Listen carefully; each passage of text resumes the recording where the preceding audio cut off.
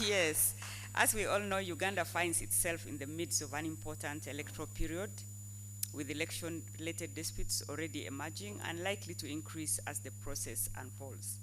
The role of registrars in this context cannot be overstated.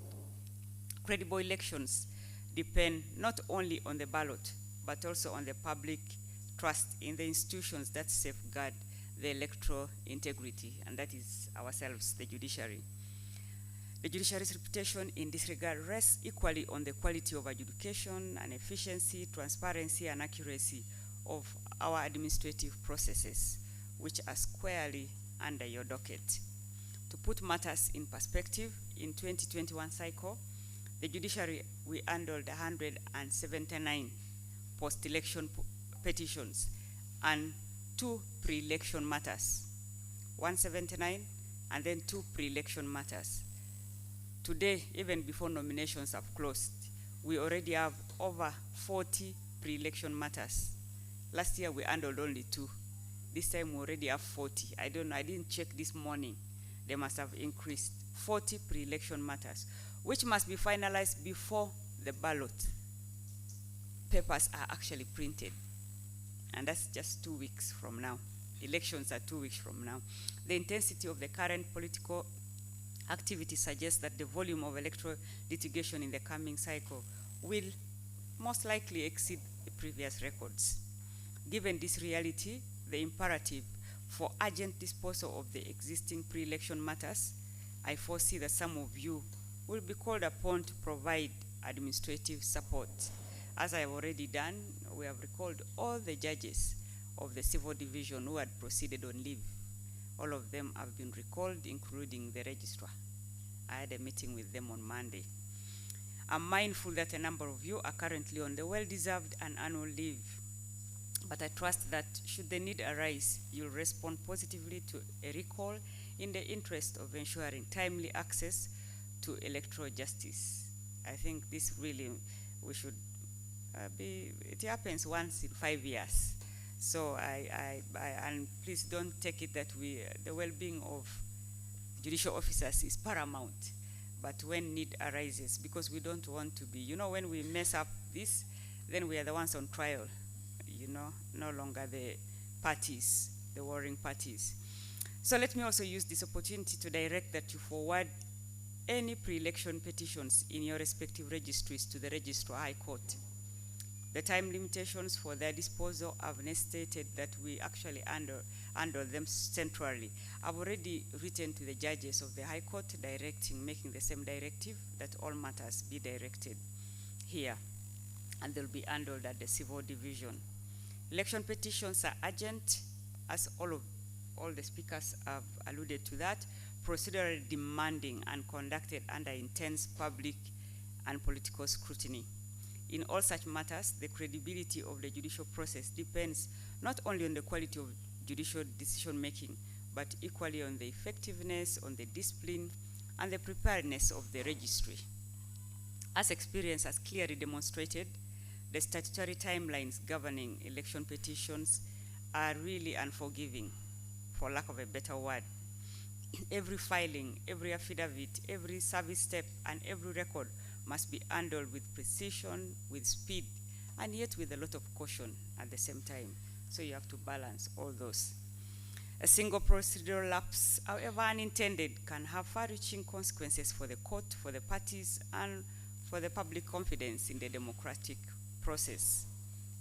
Your role is therefore not merely administrative, it is constitutional in character.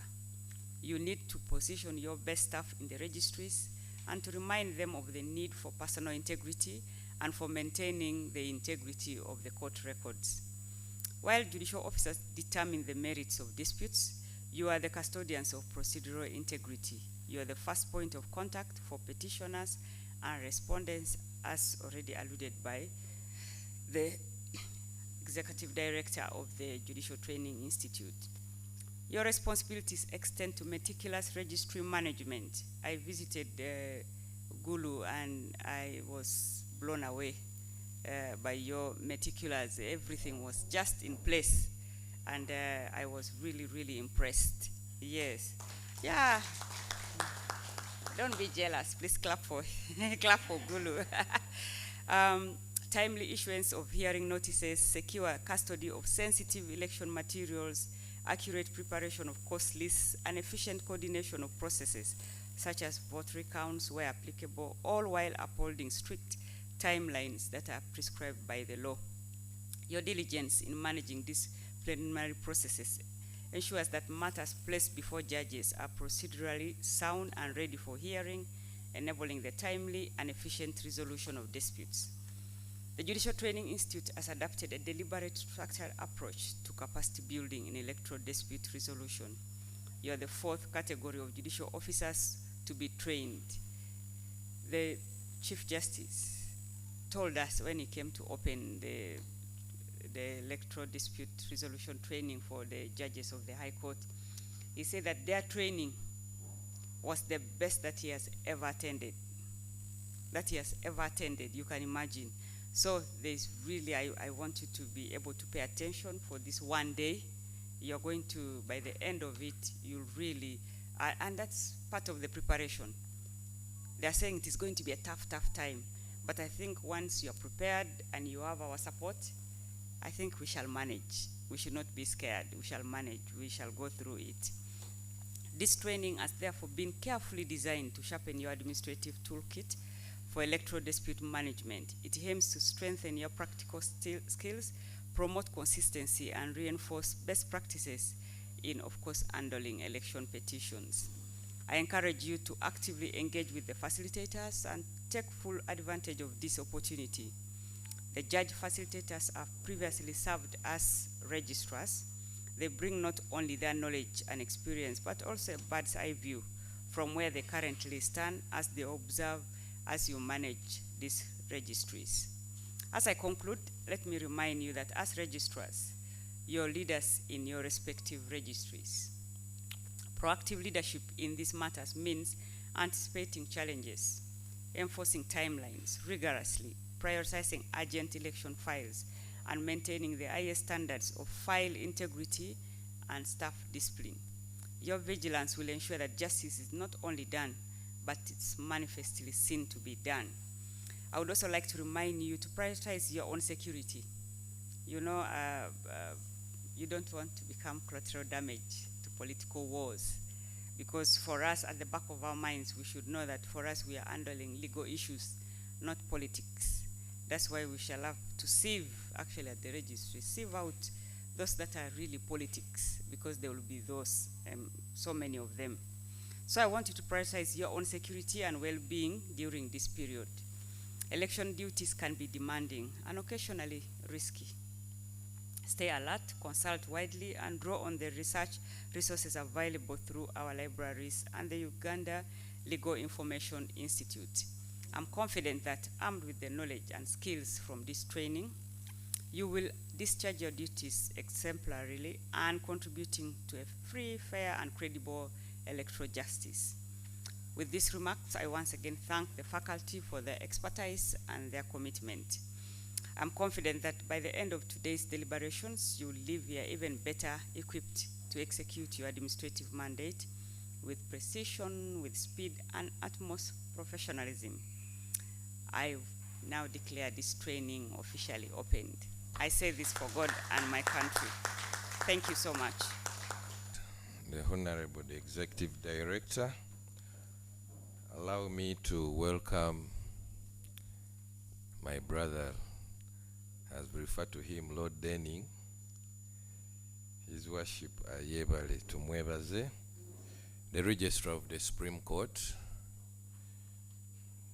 to give us a topic on the overview of the registry case management and readiness for hearing, steps from filing a parliamentary and local council petitions to conclusion. Your Worship, you are welcome. If you wish, you can stand. I don't know if there is provision. He's used to standing because we sit a lot.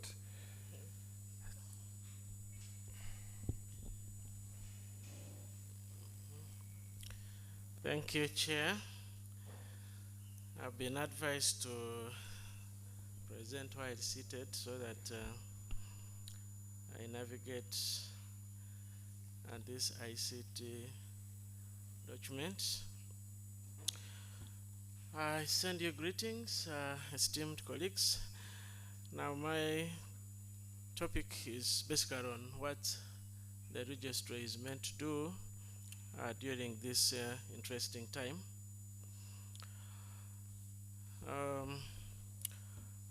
And basically about parliamentary election petitions and local government election petitions. Those are the areas where my interest lies. So you notice that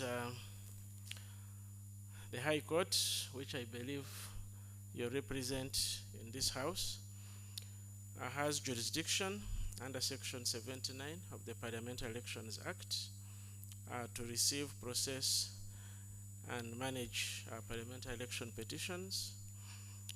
It also has jurisdiction under Section 150 of the Local Governments Act on election petitions challenging election of chairpersons of districts, the ones we call LOC 5. And then the High Court handles appeals, and the appeals are in different steps. The appeals against the decisions of the Electoral Commission. You could be aware that the Electoral Commission has a mandate to entertain some disputes, and then appeals come to the High Court. The High Court also has jurisdiction to deal with appeals against decisions of tribunals that handle electoral boundary demarcations. Those appeals, probably those have already been filed. I think their time has so far has already passed. Now, the High Court also hears appeals from Chief Magistrate Courts. Chief Magistrate Courts handle petitions challenging elections of district, or call them local government 5 councillors under Section 152 of the Local Governments Act. So those appeals also come to the High Court. And lastly, the High Court also deals with appeals from Magistrate Grade 1 courts on petitions challenging election of village and parish councils under Section 183 of the Local Government Act. So that is how small your basket is. Or any of these matters could find their way to your registry, or some of them could have already found their way. Now, election petitions are very sensitive, as the speakers before have told you, and their management requires efficiency, integrity, and precision. You must be up to the task. You must manage the time, and you must also be alert. You know, lawyers these days survive more by doing unconventional things than the right things. They cite wrong precedents, they file wrong cases, and so forth. So you must be able to guard the gate properly. Those of you who went through those small schools, you heard of somebody called Bukuku. Bukuku was a gatekeeper, and the person, she was gatekeeping an adolescent girl in a very fenced place where he was not even allowed to enter himself. But after a while, the girl was pregnant, and the girl was a princess. So the king was bothered. He said, "You must be the one who pregnanted her, because no man ever comes here, and we have been at the gate all the time." So you can imagine if such allegation or accusation came to you when you are very innocent. So gatekeeping really requires a lot, and the effectiveness of the court registry impacts the preparations by the judges. The judges will not know what is in your registry until you bring it to their attention. And you are not just telling them, "I have 5 cases." You're actually telling them the nature of cases you have. There are those which are time bound, as in those applications for extension of time, for substituted service, and so forth, which must be managed immediately. And then there are those which will be managed later as the court directs. Now, my experience on those applications was not a nice one. I was at the station where my resident judge was transferred to another station. I think that was either Fort Portal or somewhere. And these cases were coming when I'm alone. And then there had been a direction that the files be sent to Kampala. Somebody needs an order in the next day, and then you have to send the file to Kampala, ask the principal judge to appoint a judge to hear it. The lawyers and the parties are in sorority. So I'm sure before you leave this place, you should know how to deal with those applications, especially if you're unlucky like me that your judges are taken to other places to deal with matters. Others take themselves, either they are on leave, or I had one who was always away. I think he used to come for like 2 days in a week and he disappears. So you need to get answers, especially for that question which must come. Now, preparations involve the ones you can think about and those that you may not think about. One of them is shopping. You could be thinking about your Christmas and cakes and all that. You have to ensure you have stationaries and everything that goes with it, the toners and now most of you don't buy water. You're going to sit in court for more than a day, so make sure you have water for yourself and for your people. For your people, I repeat that. People will be hungry and you'll be looking at them and you have your helpless. So at least if you can't afford anything better, have water, have stationaries ready. If your machines, your photocopiers and all those machines are not working properly, ensure they are serviced and you are ready to do the work anytime it arises. Arranging chambers. Some of you may be likely to receive more judges than your capacity to host. So you need to find where they're going to sit and the court halls where they will operate from. I think I received 2 judges, foreign judges, as in foreign out of my station. And then I had to evict my chief magistrate. I had to evict my magistrate grade 1. For me, I was lucky because my office was too tiny, so I survived. So you need to prepare for this, especially when you look at the cases you are registering.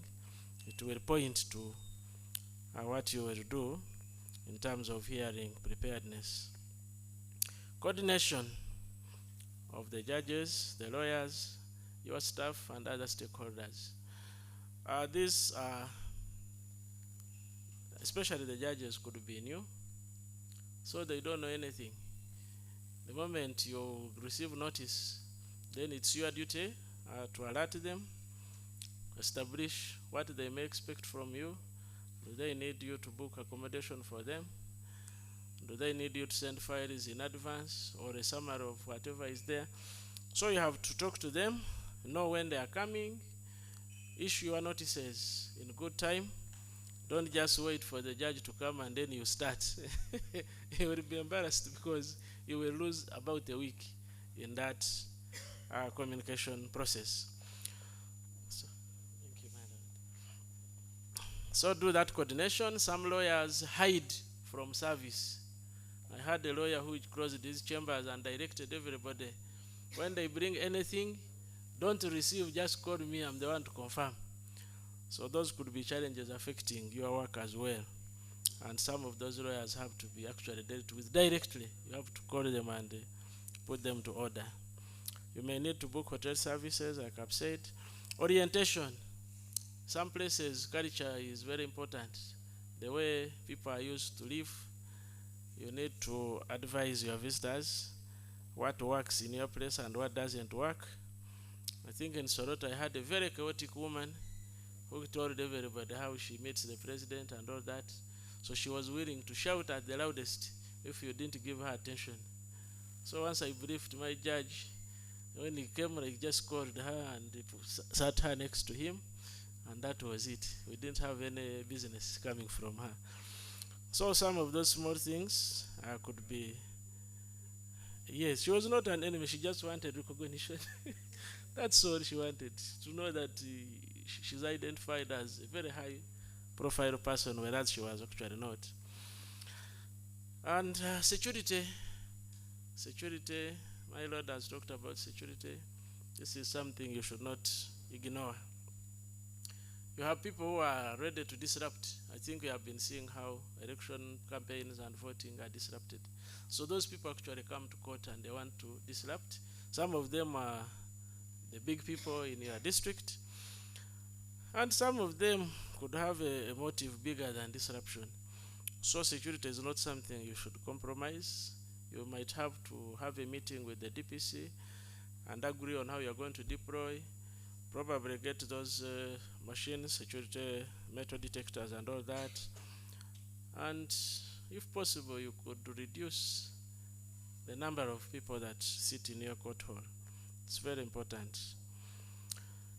Competent interpreters. Not every clerk can actually sit in that court hall and interpret. So you should know your people and see which person to deploy. Some of them can freeze, start stammering, and of course you know those cameras are all over. It's not a nice time for somebody who is not confident. Confident both in the personality, but also confident in the language that you want this fellow to interpret. Requisitioning financial resources, they are supposed to allocate specific funds for this exercise.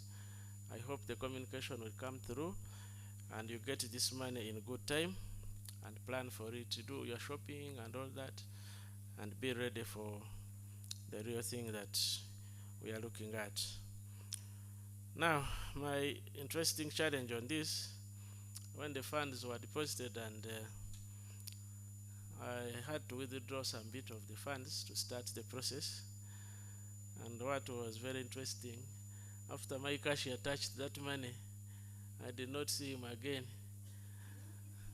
So we hunted for the man. I think it was like a Thursday. When it reached Monday, I was now sure I'm in hot soup. So we paced all the bars and wherever. The man was nowhere to be seen.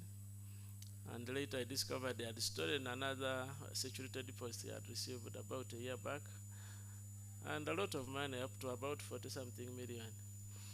So this is me waiting for two judges whom I was not familiar, and now I have no money, and the session must go on.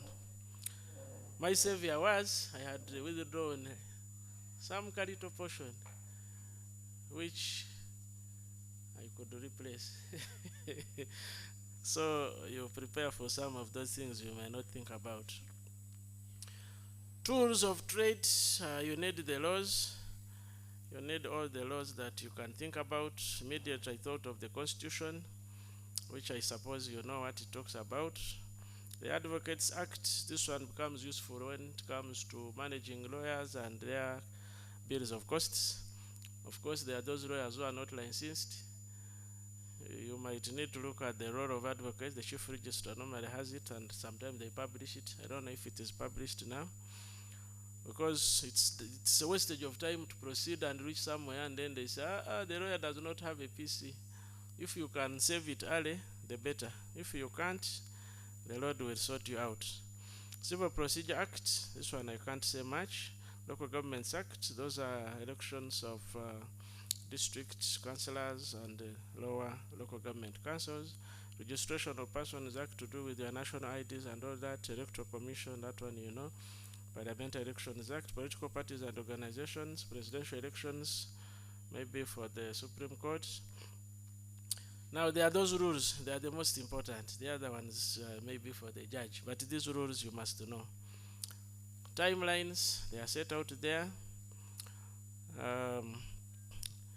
This Electoral Commission, constituency boundary demarcation, prescription of forms, adoption and manner of use of technology. The last one specifically, I think they are going to use biometrics and all that during the voting, so it could be an evidentiary issue. But prescription of forms, these are things they are going to file on their petitions. Boundary demarcation, if there is an appeal on that line, you could need it. Now, parliamentary elections, I think these are the ones you want. Appeals to the High Court from the Commission rules. I believe these ones are already filed, if any. Interim provisions, election petition rules, these are the ones that govern the filing, fees to be paid, timelines, You need to look at them. And then prescription of forms again. Then production of record of appeal. This is very, very, very important. Production of record of appeal. The moment the hearing is done, don't wait for the next sitting. Let the transcriber finish that transcript and have it ready. The next day, have that ready. Now, at the end of the exercise, you should have everything ready. Why? Because you could actually have a hearing where the transcript, the record, is over 300 pages. Now you tell your small person there that you know you have to produce this document the next day. She will fall sick. You just be like, you know what? I could not wake up in the morning. And then you know what you'll go through. So ensure that transcripts for each day are actually produced that day and move on. And that is why you need to facilitate these people so that they are smiling as they work. Otherwise, when these matters are filed, the Court of Appeal will not give you time. Of course, those rules will tell you how much time you have to produce that record. Court fees rules, these are general. There are documents they will file which are not prescribed in the other petition rules. Things like affidavits, those things you are commissioning, certification of proceed, all those are not prescribed. Fees for filing appeals from local government, actual all appeals, they are not prescribed. You have to use the court fees rules on filing appeals. A local government act doesn't provide fees for filing those petitions, so court fees rules will be very useful for you to have.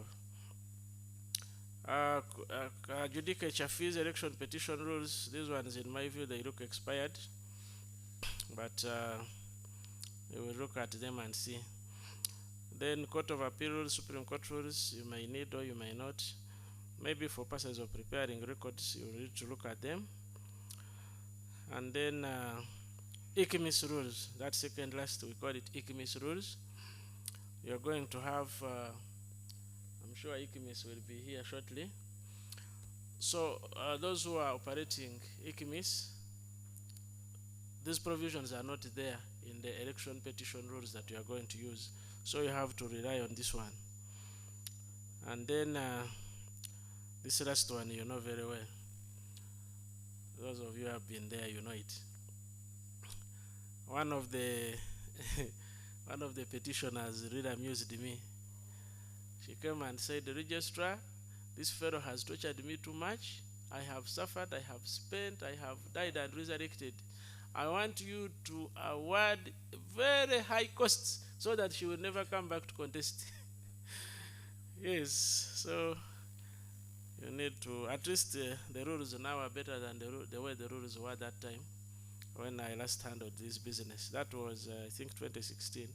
So there are those amendments of 2018, and I think they provide something about instruction fees in election petitions. For us, it was a matter of guesswork. Now, Parliamentary Elections, Section 79 of the Parliamentary Elections Act. They are filed in the High Court within 30 days, and the 30 days count from the time of gazetting. Now, for presidential election, the word gazetting is not there. I think it is 30 days from the time when the results are announced. This one is when they are gazetted. And what the Electoral Commission told us, for purposes of their internal administration, they don't gazette these results immediately they become due. They can decide to say, Eastern, we gazette Monday. Western, we gazette Tuesday. Like that. How does it help them? They said when these fellows are filing petitions, at least there can be some space. So gazetting here becomes useful for you if you are trying to understand that the timelines were complied with.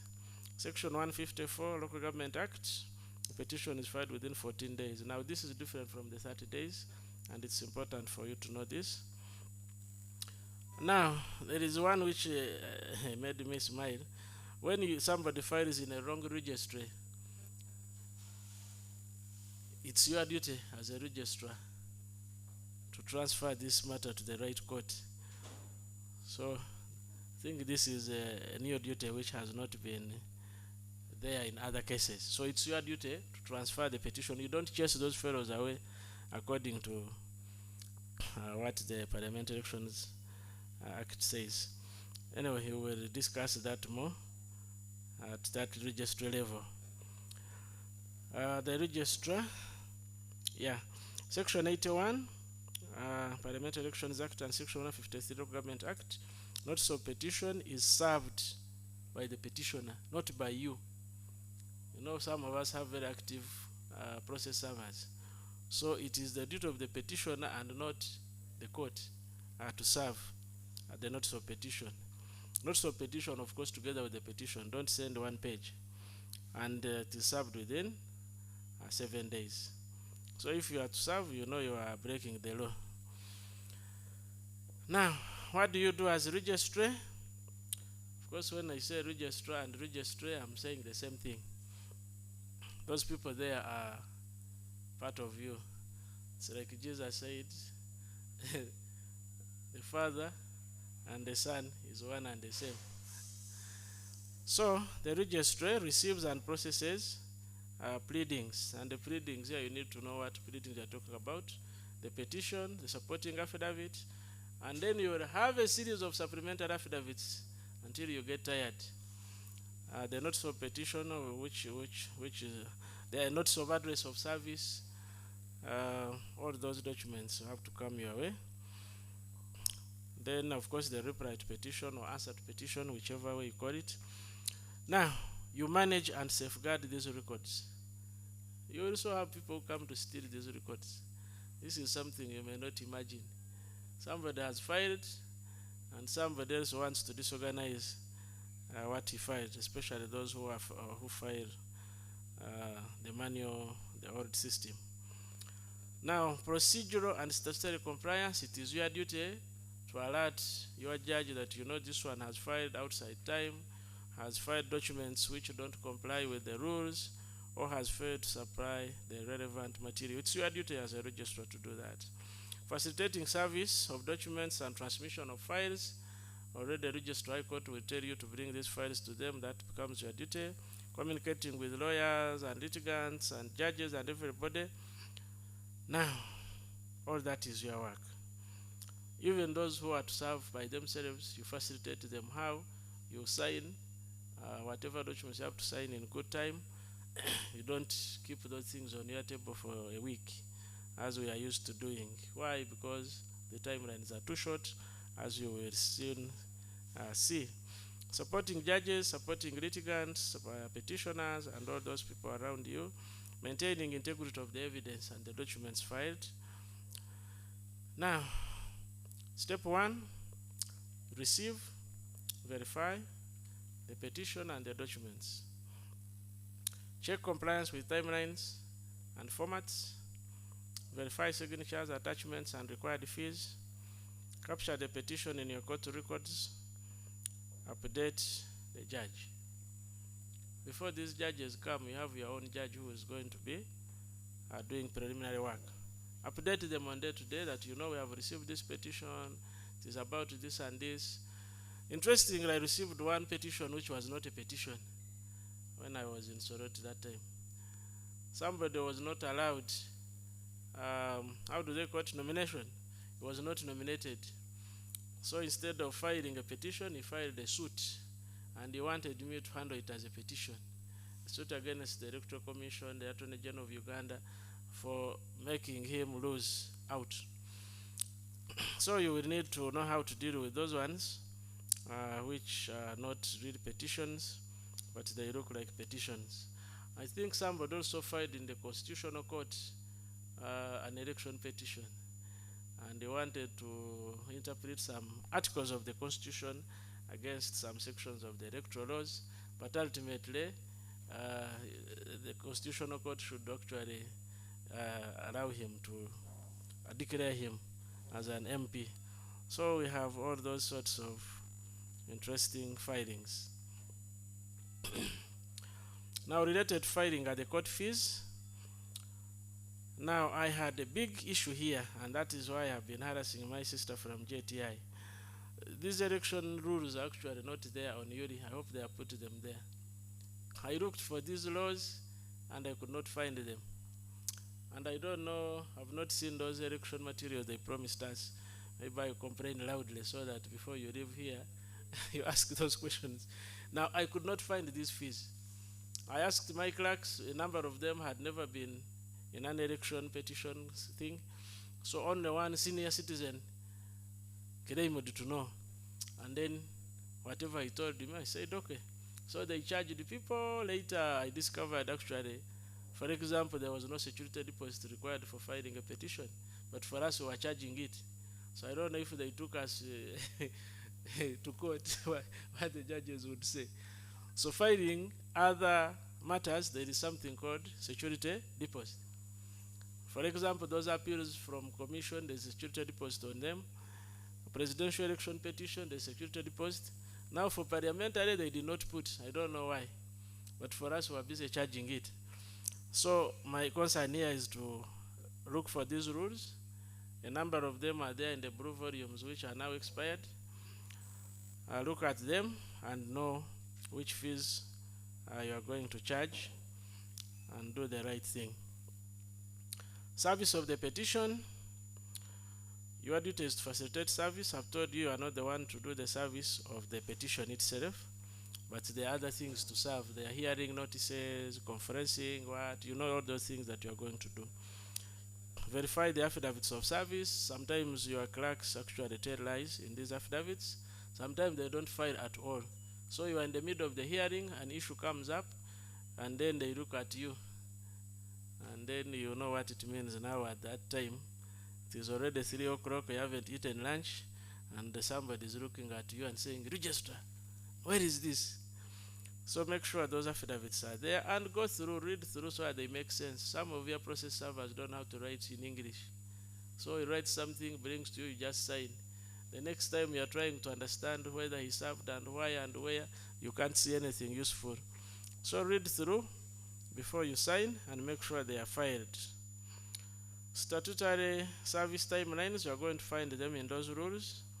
If people don't comply, it is not your duty to dismiss their cases, but it is your duty to bring the attention of the lordships so that they determine in time how they are going to handle.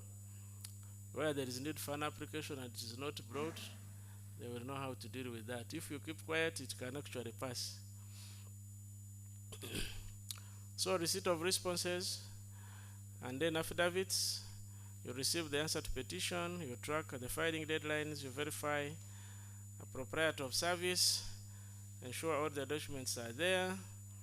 And then the most interesting are interlocutor applications. Interlocutor applications. You have a general mandate under the civil procedure rules and other laws.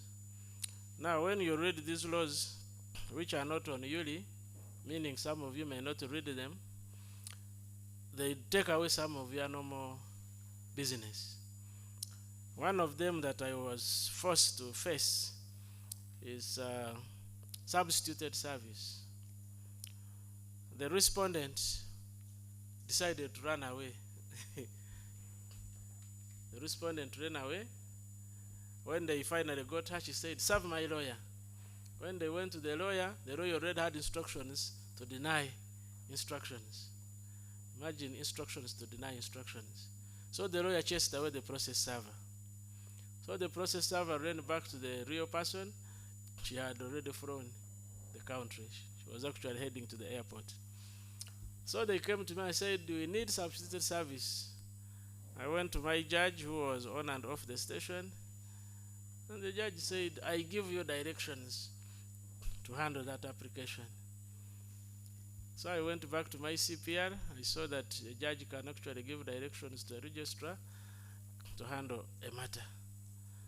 So I called the council. I said, does this really work? I'm not very comfortable. Council said, now the judge is not even there. Let's proceed. So we proceeded. I gave directions. They went and did the substituted service. Came back now for the hearing of the petition. There was a PO, which was also filed in a full application. Non-service, illegal service. I don't know, so many words. Said, now I'm finished. So I waited for the red ink.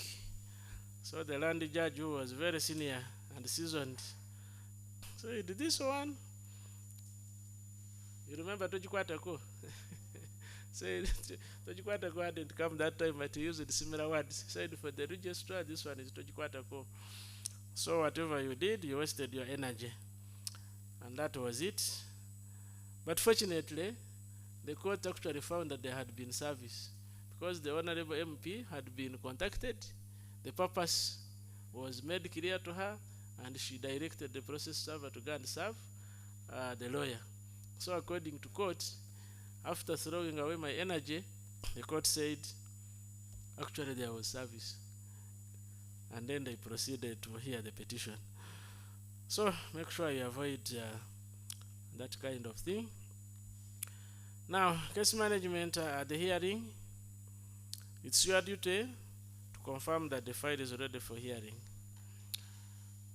Now, if the file is not ready for hearing, as in if some documents are not there, some filing has not been done, but the time has lapsed, still you have to confirm that the time for filing, service, etc. has lapsed, and the respondent has not filed or whatever it is.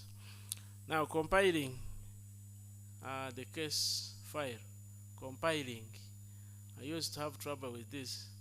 These documents are too many, and they come in as and when. So it's your duty to ensure that they make sense. How they are tied, how they are arranged, they tell a story for another person who's going to read. Otherwise, somebody can spend the whole year trying to understand. So there should be some bit of flow guided by you. You may have to index them, at least for somebody to be able to know that this is document 1, 2. When they are referring to them, they should find a way. You should help them find a way of referring to those documents. And if you are smart enough, you can even bind them into a volume or several of them. Preparing files and this.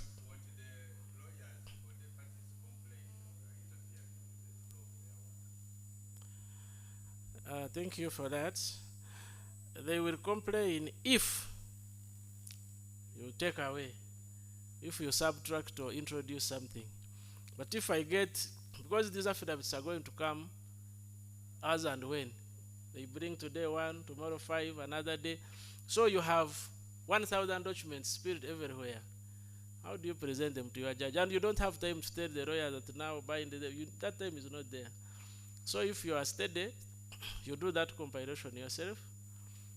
Depending on how much work you have, you just use your own common sense to see how to organize those papers so that they don't disappear. Even as you open them, some of them run away. You are looking for affidavit of so, and you have to go forward and backwards to find it.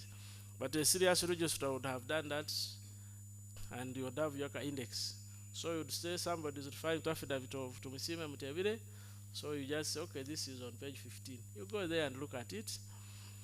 For me, that's how I would do it. Another one may have another way, but what we need is, you should make sure those documents can easily be followed. They shouldn't be clustered everywhere.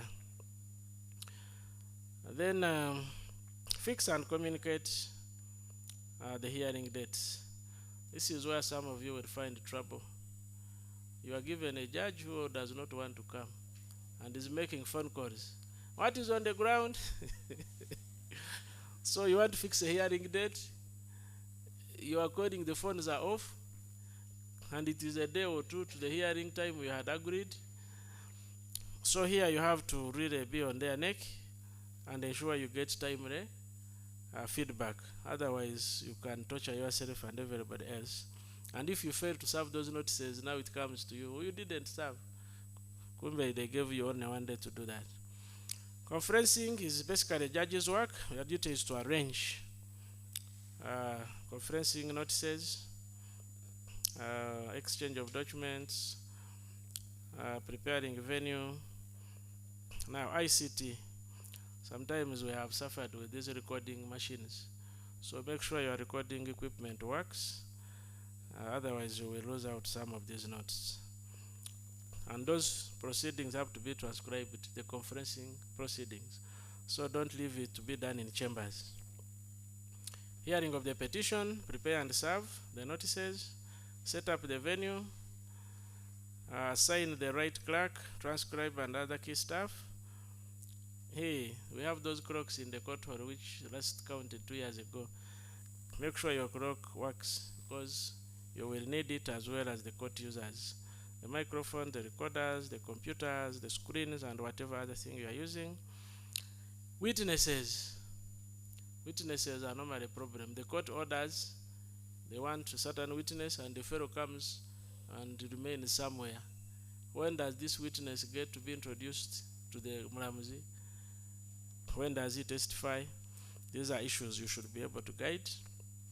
If there are any exhibits, ensure that they are properly kept and they are not stolen from your file. Written submissions, if any, you are the one to receive them and ensure they are put on record. And then transcripts and documentation. These people will be coming to you every day asking for proceedings, because they want either to cross-examine a witness or to write their submissions. So make sure these are available, and they should look nice. They shouldn't be some of our people write the wrong things. Either they don't hear English properly, or the recording machine doesn't bring out the sound properly, and then you read the thing, it's a mess. So you may have to go through before you put your certifying stamp. Judgment delivery was another interesting area during my time. People are waiting for these judgments. Some of them, there was a date given. Some of them, they were on notice. So every day somebody is calling. The hearing was today, the next day they are calling. When is the judgment? And they're going to call you and call you and call you until you feel like switching off your phone. But now, the day you received 2 of the judgments, the lawyer calls me at 11 p.m. Says, have I succeeded? I had not opened the judgments myself even. But then I was like, so what? Do you think you can change what is there now? Said, no, I just want to know. Of course, I also didn't know, and I didn't want to know at that point. Now, what did the lawyer want to do? In case he has succeeded, he go to, was that Kabong or somewhere, very far. Bring trucks and buses of the voters to come and celebrate at the court. That was his motive. So they wanted to mobilize in that night, so that by the next day, those people are already in Sorot waiting to receive the judgment. So I smiled, I said, I don't know, and I switched off my phone and slept. So imagine if you have like 500 people in your compound celebrating and jubilating. It can be a source of insecurity, and somebody can actually lose a life in such a thing. So you guard against that kind of challenge. Prepare for judgment delivery, the court hall, and all other equipment you need. Make sure the proceedings are recorded, because they will form part of the appeal process. Certify the judgment and orders of the court. Serve the judgment upon the parties. They need a copy. Some judges give you 1 copy and it is 300 pages. That's why I was saying your photocopying machine should be in working condition. And then preserve your records, your judgment, and all other documents for future. In some cases, you may need to actually serve that judgment upon either Speaker of Parliament or Attorney General, depending on the orders that are there. So if such orders are there, it is again your duty. So publish the judgment. People of Yuri are my good friends. So please make sure your judgments are submitted to Yuri as soon as immediately. Then prepare proceedings for purposes of appeal, even if no appeal has been filed with you. I can assure you, out of 10 cases, 9 of them will go for appeal. I don't know what these people think, but they always appeal and appeal and appeal. Just prepare your proceedings and keep quiet. When they come, you just smile and say, Mugende. Yes, facilitate execution of court orders. Sometimes they are executable orders, so it's your duty to ensure they are executed. Manage applications for review, if any. Allow access to your records for any useful purpose. Now there is a law called Judicature Court Archive Rules. You need to look at it when you are dealing with court archives. Judicature Court Archive Rules, they guide you on what to give out. Just in the mighty Apex Court, as it is called, I found my staff surrendering handwritten notes of judges and registrars to the lawyers and the other court users. Some of them even went as far as URI, and even the URI people didn't notice, they also published them. Under that law, you cannot publish handwritten notes of a judge or a judicial officer. It is actually not allowed. So, some of these laws you need to know. Challenges, these ones they have been talked about. The timelines are too short. Political sensitivity, publicity, and pressure. Whoever wants something, he wants it there and then. So there is nothing like come tomorrow. So that is why you must pray to God that you don't fall sick during that time. Your car should not break down during that time. And nothing should really happen until you finish this exercise. Publicity, some of us who are very shy like me, I really don't want to see a camera in front of me. You know, you are reading your judgment of 300 pages, you are sweating, and make sure the communal water is here, by the way. And then somebody's on camera looking at you. So it can be a hard one for some of us. Large volumes of pleadings, you have talked about that. Limited ICT equipment, these ones you can test them right today and make sure the ICT people help you to sort them out. I remember at some point we even borrowed a recording machine, I think from Bali. So you can imagine that how things can be hard. You may have to borrow. I hope you don't.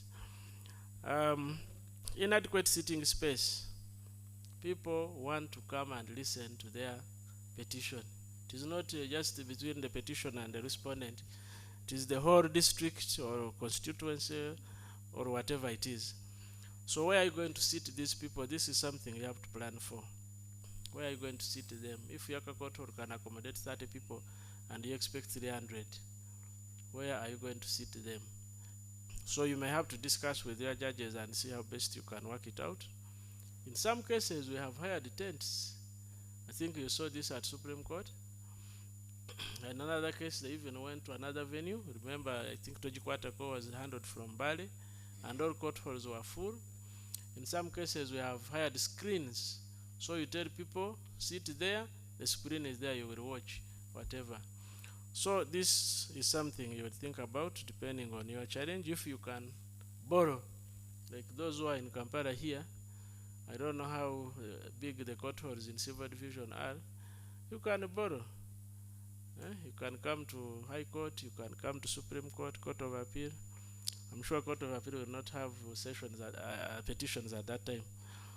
So you innovate how you manage that challenge. Then where do you sit your judges? If they send you, thank you. If they send you so many judges, where do you sit them? That is something you have to plan for.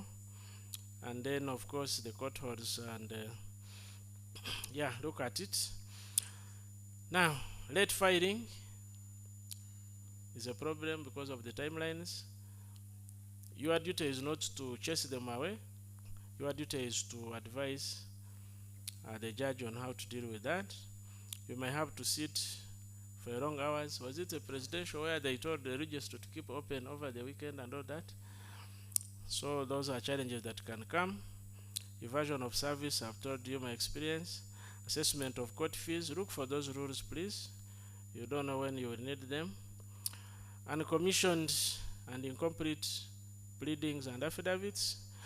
These ones, once you check them out, you reject them at the earliest. Don't wait for court to waste time to make a ruling because an affidavit is not either commissioned or signed. Then applications. I've told you how I was made to hear one of them, and by order of judge, not my own making.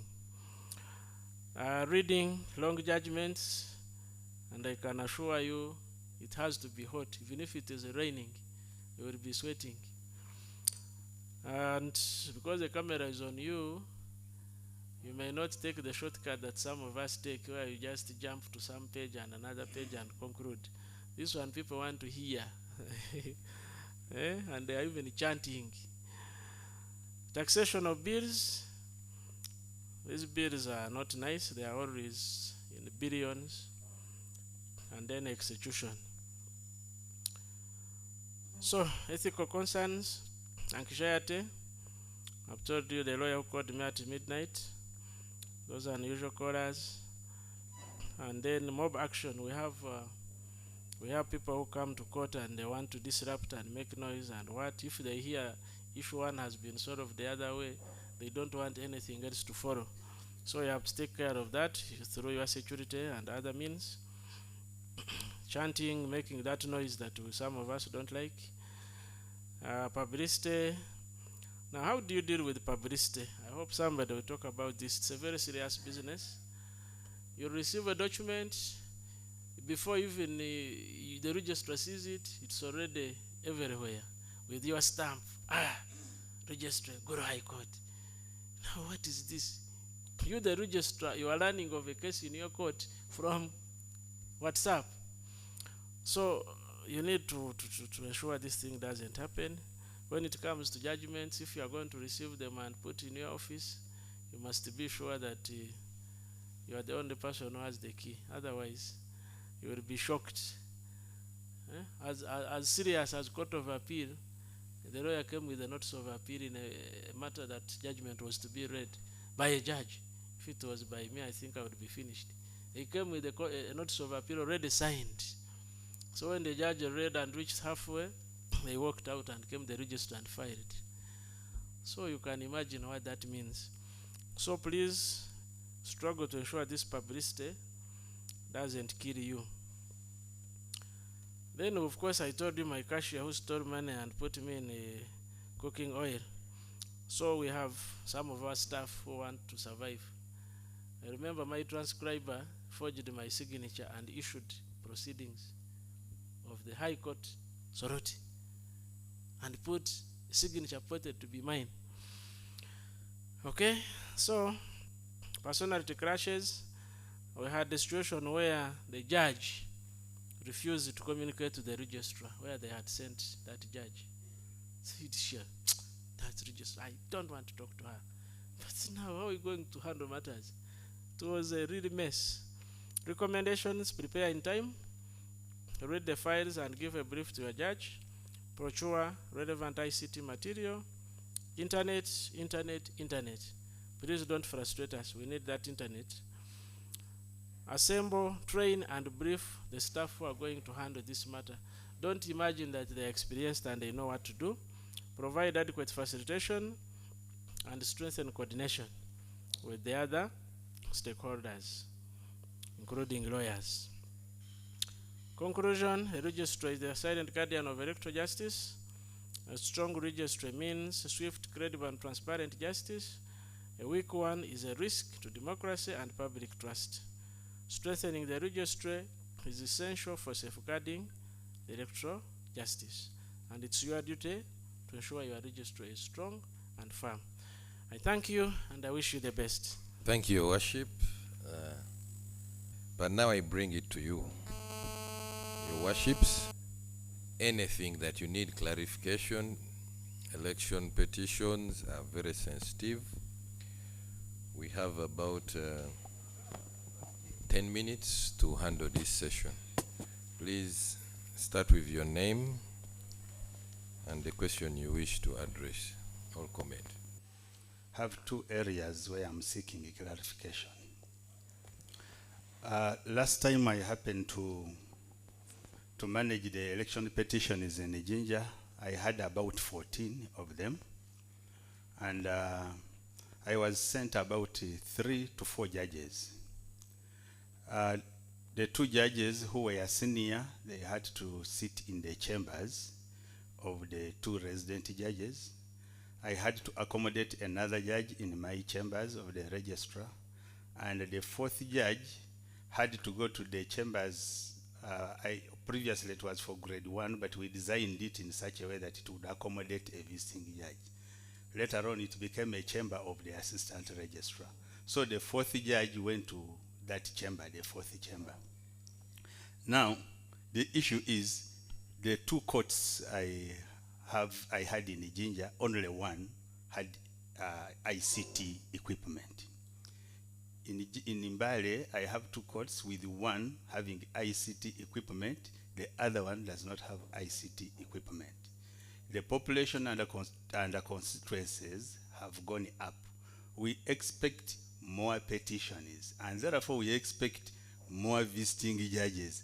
How will these judges who will come to Mbale in the likely event that I get more than 15 cases, how will they share the single ICT equipment?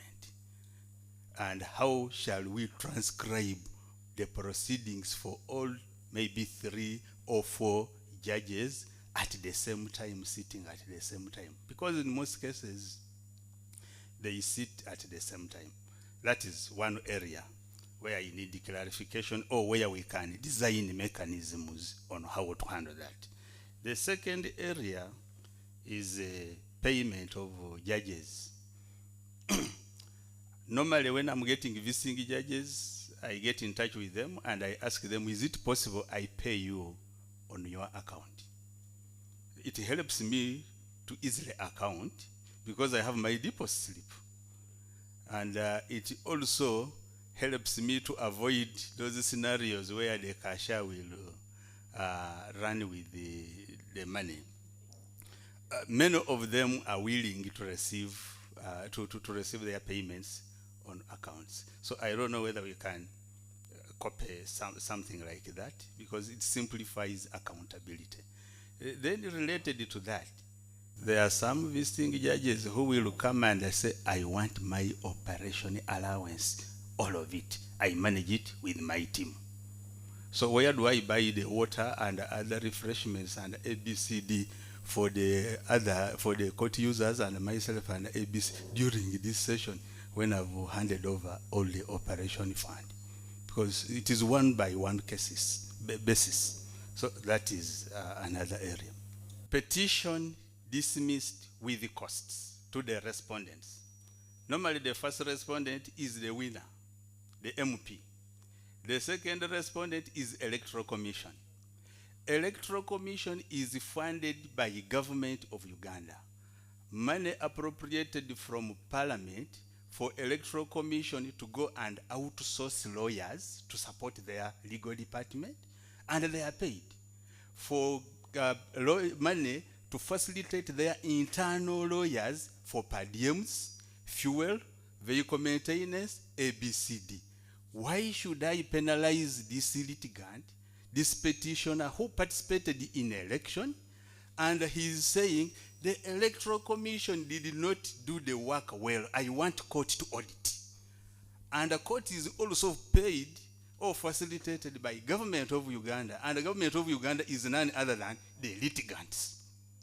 So why should I penalize this litigant and I say I'm taxing a bill of costs in favor of Electoral Commission, which is fully funded? And even this litigant has paid filing fees, which forms part of the consolidated fund, where Electoral Commission draws its wage bill, its legal fees budget, and maintenance and per diems. Why? These are the areas I need clarification. I've tried to throw out their bills and they disappear, because I've always wanted a precedent by the courts of record. Every time they come in court, I say, I'm not paying you for the following reasons. Were you not facilitated? Didn't these lawyers put in a bid and this lawyer was awarded a bid and paid up front? Why is this lawyer filing another bill? So I've always dismissed their bills and they have refused to appeal. Your worship, Waninda, I wonder, the last question, is it for His Worship Yevale? Because The last question is, actually, it is unfortunate PJ left. I wanted us to have a judiciary position on this because this is a government facilitated institution and all the activities are facilitated, including the budget, the extra budget they ask for the external lawyers. So why should we tax the bill in favor of them? And then lastly, these bills have come across certain bills taxed up to 8 million, 100 plus million against a person who came to court to request for auditing of the electoral process. Are we really fair? And when these bills, fortunately, when they go to Court of Appeal, the Court of Appeal brings them down to about 19 million, 20-something million. Can we be reasonable and know that these petitioners are not people disturbing us or disturbing the process, but they are trying to audit and help the electoral process to be improved? Thank you. yes, thank you, Your Worship. We have a topic on taxation of bills by Justice Kate Lima, Council Jude. So I'm sure let us be patient on that. Any other question, Your Worships? Thank you, Your Worship. My name is Andrew Kabombo. I am one of the Bagole. My question is on the recommended, I think I could quote the recommended best practice that has been made by His Worship regarding how you arrange the records which are filed in piecemeal. Then you say bind them, index them, page number them.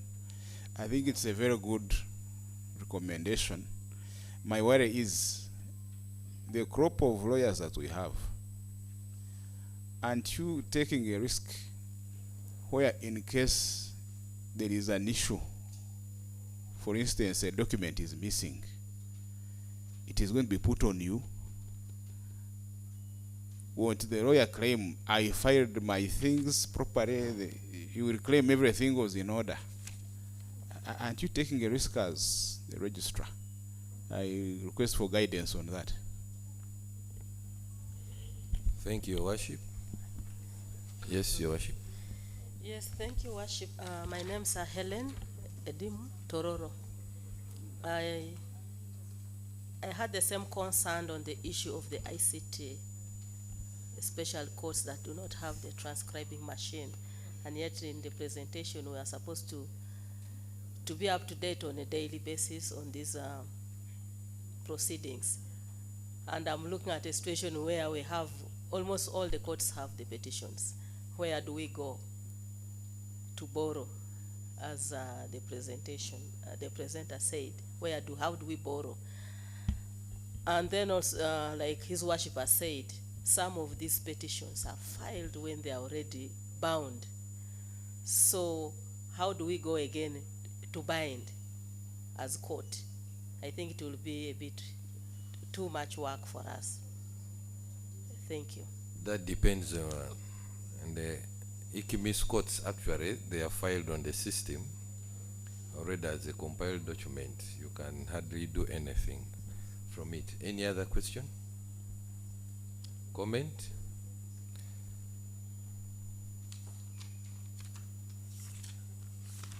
Your Worship, just one.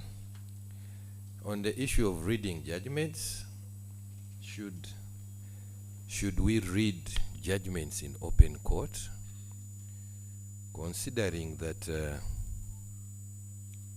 this is a politically tense situation, and the advocates, some of them use it as a way of marketing themselves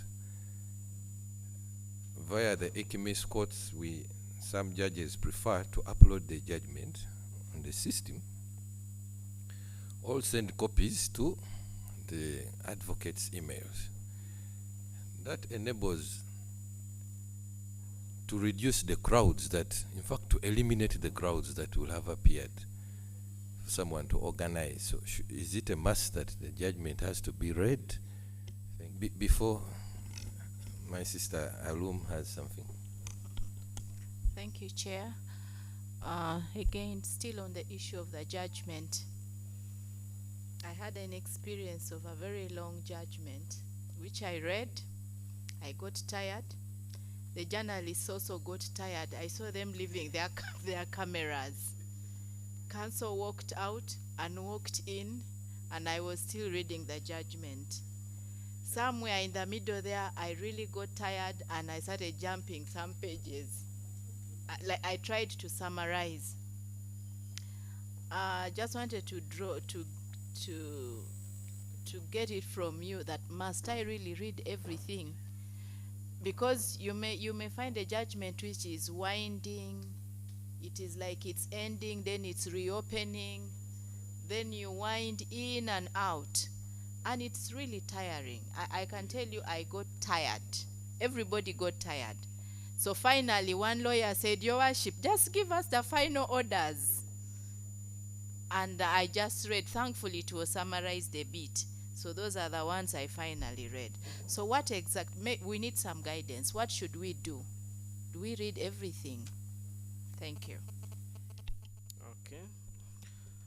Thank you, Chair, and thank you, colleagues, for those very important questions, observations, and guidance.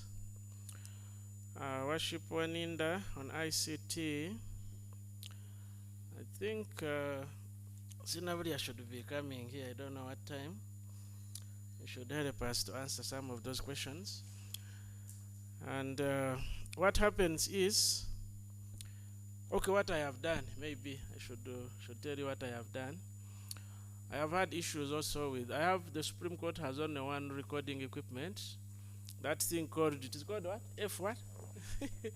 FTI. Yes, so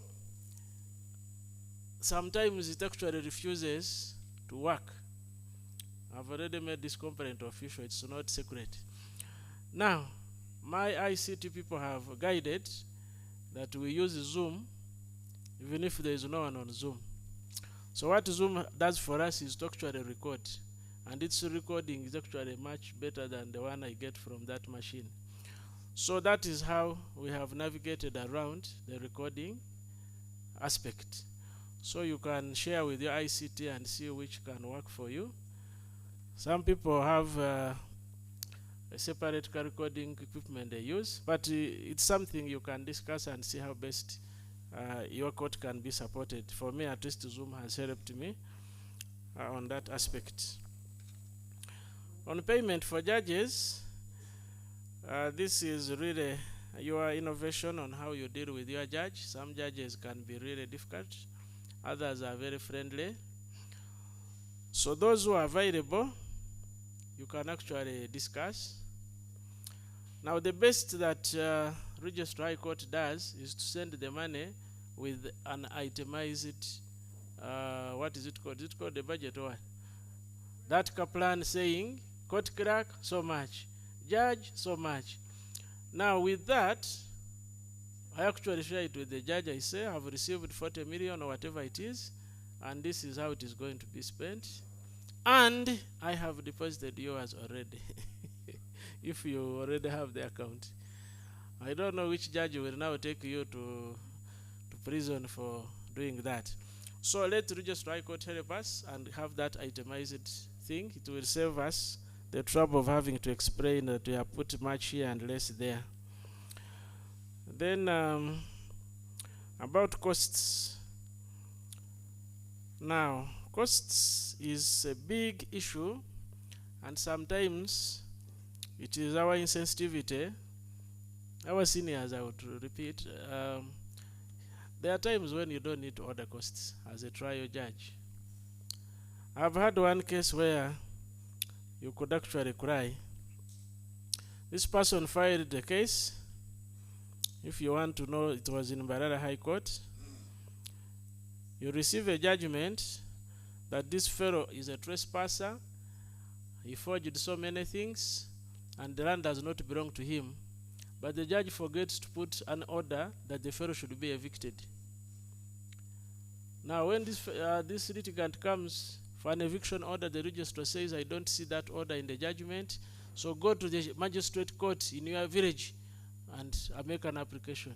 The fellow goes to Ntungamo, makes an application, and the G1 there says, since when did I make orders after the judgment of a whole judge of high court? That is not my problem. My problem is the land magistrate grade 1 dismisses that application with the costs and proceeds to tax the costs. This fellow who is still in the land, who has refused to go, now comes also to claim costs, while the owner of the land is still out with his judgment from high court. So those are times when we really can't order costs if you are up to the, Now, this is for the judge. Ordering costs is for the judge. It may not be for us. But during our discussions, we can influence some of these things. There are times when somebody doesn't think about it. Just like bail, those of you who are in those courts, somebody is on bail.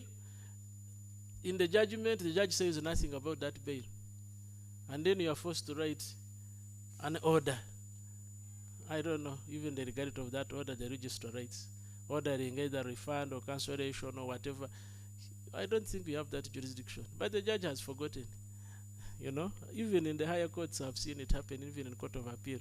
So these are areas where you can advise the judge in your discussion and say, this area normally gives us headache. How do you help us to deal with this issue of costs? Should the EC pay? Now, Electoral Commission being paid costs. I think there are cases which can help you if you look at, I think I was trying to check, there is Total Uganda versus URA. This was Justice Oker, I think. There is Zoberi versus Returning Officer. This is an old one, it may not be on Yuri. It is 1973, East Africa, page 33. Zuberi versus Returning Officer and another, 1973, East Africa, page 33. There is Hope Mukanusi versus URA. This is Court of Appeal, and it is on Yuli. Mukanusi, Hope versus URA. It is Civil Reference 5 of 2022. Court of Appeal. Inspector General of Government versus Godfrey Magezi. Taxation Cause number 1, 2015. This is East African Court of Justice. Those cases are telling you that those lawyers who are already covered should not be paid special instruction fees because they are already instructed and they have a salary. I'm sure by analogy they can help you in the Electoral Commission matters. But again, if you need, you can ask the judge to give a comment on that. Some of them may not be informed, so you take note of that.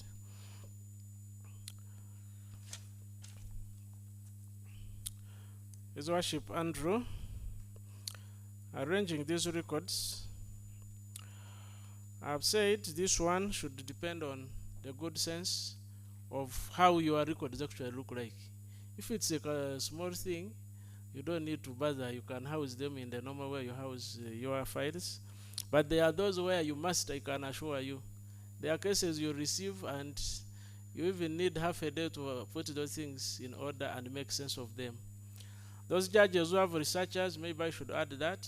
The researcher would actually come in and help to summarize for the judge. Affidavit number 1 is about this, affidavit 3 is about this, affidavit 7 and 15 they are saying the same thing, affidavit 20 contradicts affidavit 5. Those small notes can be very useful for the judge, and working as a team you could actually help the judge to do that homework. So if the file is okay, you don't need to suffer with it really, but there are those where you will see by yourself that you must arrange it. And maybe that related question of whether by arranging it you take a risk. To me, the risk is not there if you don't import or remove anything. You are just compiling what you have received into a usable thing. Now, if you have time, you can actually ask the lawyer to do that arrangement. Sometimes After close of filing, there is no money, so you spend a whole month before the matters are heard. There you ask the lawyer and say, you arrange your things. If that time is there, it is the best. The lawyer arranges, indexes, and even serves all the parties afresh with that arranged thing, so that when you say page 7, everybody is able to see page 7. But if you don't have time for me, I would do it myself. And our Worship Helen, I think I've answered that one of the ICT not being available. You just have to improvise, but at the same time, don't forget to ask Sinabulia when he comes here, because when we had that judges training, the ICT people had promised that they are going to purchase for us some equipment, including laptops. So you find out if they have anything in plan, and let them answer particular questions. Then from the chair, about reading the judgment or uploading the same. Now this one you have to share with your judge. There are judges who are very particular about their judgments being read, so you don't clash with them by doing your own thing. Number 2, depending on the situation, you can actually seek leave, if I use that word, of the lawyers to allow you to give a summary of the judgment instead of spending 2 days reading. We have done that, and once the lawyers have accepted, there is nobody who is going to torture you. Number 3, whenever practical, make sure you read that judgment before you read that judgment. You can be embarrassed. Some judges don't summarize everything useful at the end. So if you want to go and read the end thing, you find you have left a very useful point somewhere. My experience in one of the cases, not a petition, in a criminal appeal, the court dismissed the appeal. But somewhere on ground appeal number 2, they enhanced the sentence. They did not capture the enhancement of sentence somewhere at the end of the judgment. So my sister opens the judgment, goes to the tail, and reads appeal dismissed. The apparent had served sentence. It was an anti-corruption case. He had served either 3 years or something. So the fellow walks home, get your copy of the judgment, and go away. At some point, some court clerk realizes that actually there was an order that this fellow should go back to Rizra and serve another one whole year. Yes. Yes.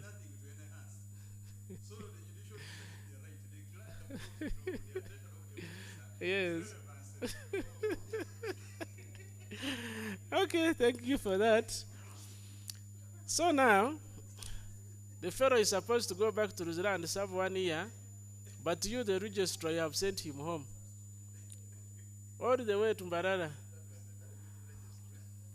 So that is why I advise that whenever you get a judgment, make sure you read it before you read it. There could be something hidden in there that can make your day the worst. The issue of uploading or sending email, has to be approved by the judge. Once he's okay with it, you have no problem, you can do that. I think our Worship Alum also had a similar question where the judgment is so long. I think that is also answered. So I thank you so much, and I wish you a very nice February. I think February for High Court will be the real time. Good luck. Your Worship, Lydian.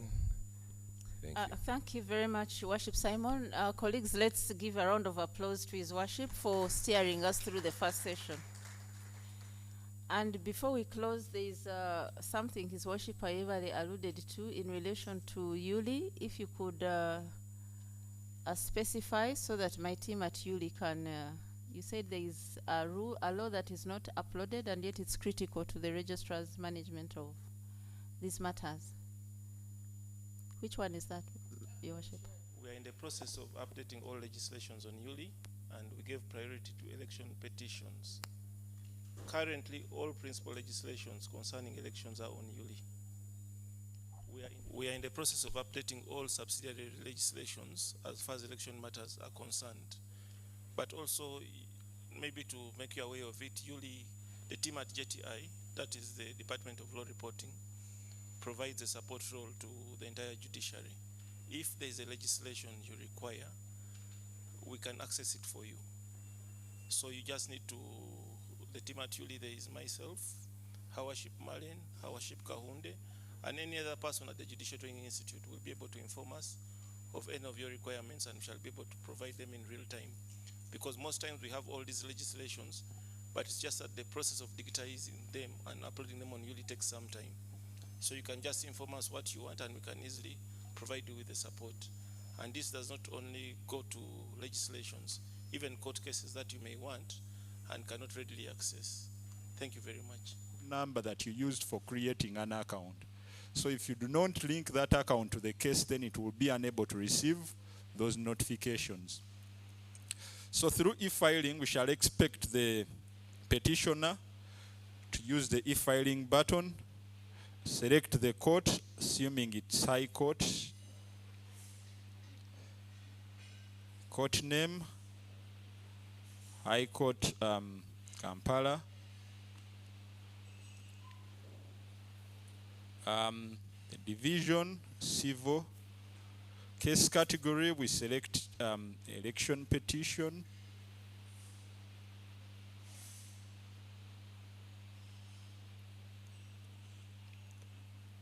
so all the case categories are already provided for within the system. Priority, others. Then we proceed to put the grounds of the claim. Just shall put the description there.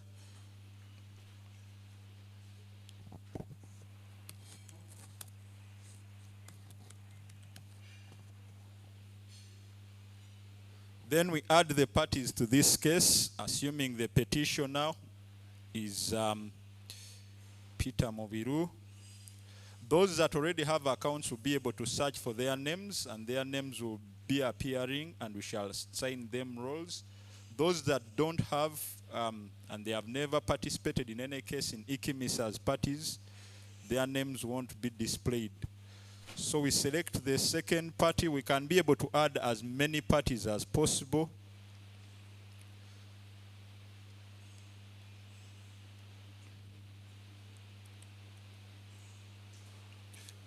Assuming our second party is John Opolot, who is a respondent in this case.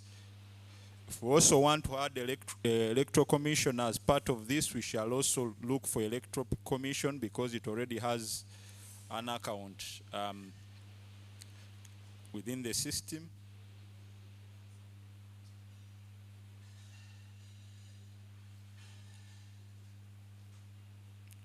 So we select them as the second respondent and be able to add them onto the file. So in this case, our file will have both the petitioner and the respondents in this case. Then we shall proceed to upload a soft copy of the petition that we want to file.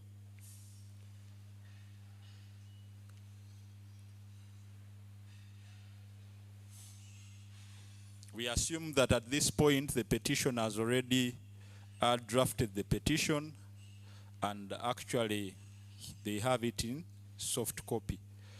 So we select the respondents to this petition. The filing date will automatically be put for you there because we've also put business rules within the system that remind you of the timelines that happen.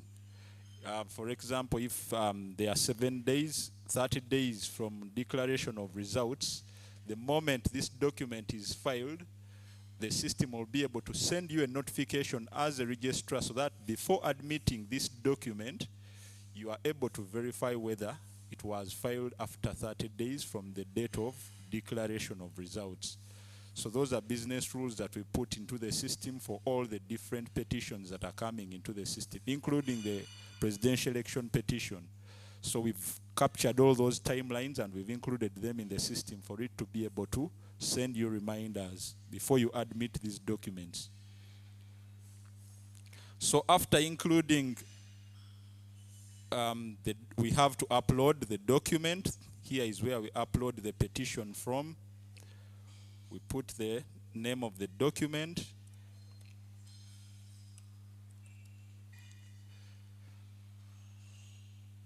The document type. And then we upload the document. So at this point, we believe our petition is already in soft copy. So we shall get there and upload it. It's already scanned. So we shall have a preview section that allows us to look at it. If assuming this is the petition, then we can be able to add it onto the file. So our petition is uploaded. It will show us the date when that petition was uploaded and the person who uploaded the petition. So after uploading the petition, we should always save and close in order to have these documents uploaded onto the file. So there is a special section for lawyers where we can be able to add advocates who are representing the petitioner or the respondents. The reason as to why we add them here is for them to be able to receive notifications about the petition that is being filed. If they are not added into this section, their accounts won't be able to receive notifications about this petition that is being filed. So we look for the names of the advocates, assuming this is Mwema.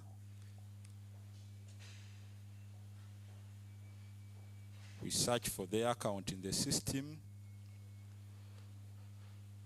If they are using the firm name, then we put the party they are representing. If it's the petitioner, put Mwema is representing the petitioner.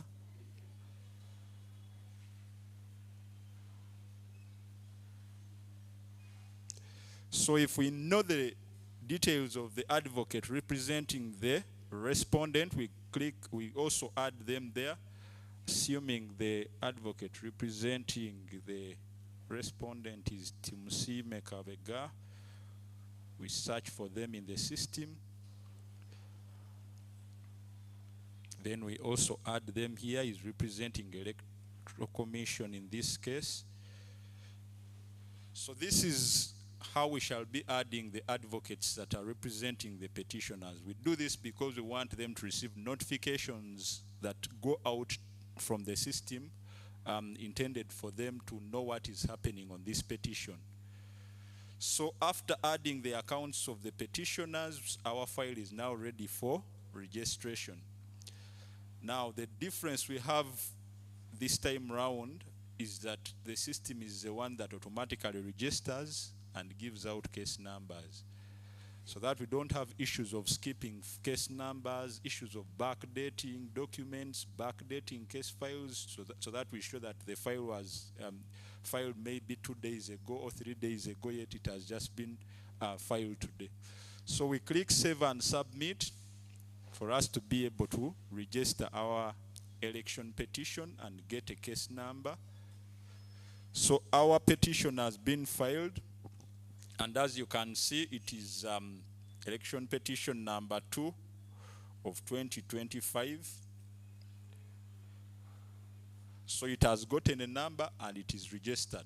So at this time, we as court, we are able to see this petition, much as the fees have not been paid. So there is a message that reminds the petitioner to pay the filing fees for the petition.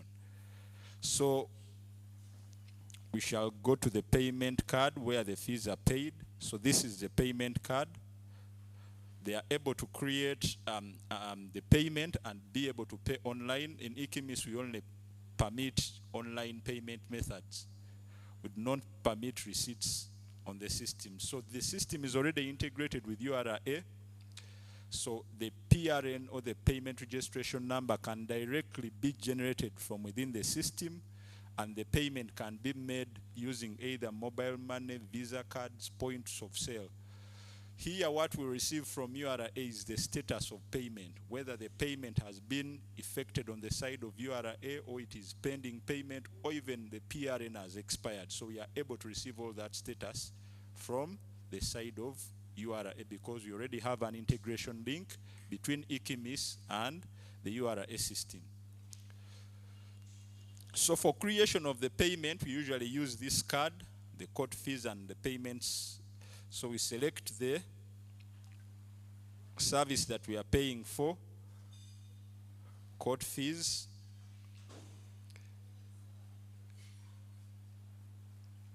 we are paying for the petition,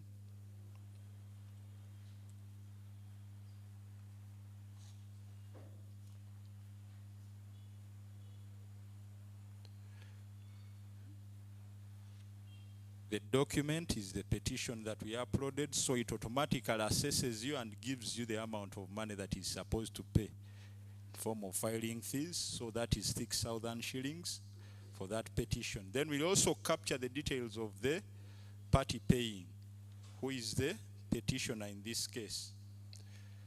So we are also required to indicate whether it is the same, the party is the same as the payer. So after doing that, we've specified how much we are going to pay, then we shall click save.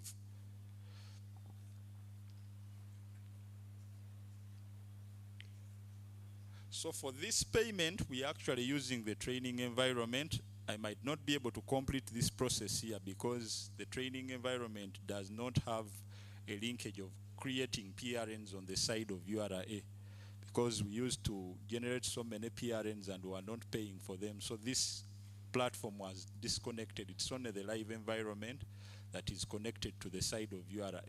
But ideally at this stage, we would have gone to the button that allows us to generate the PRN, this button here.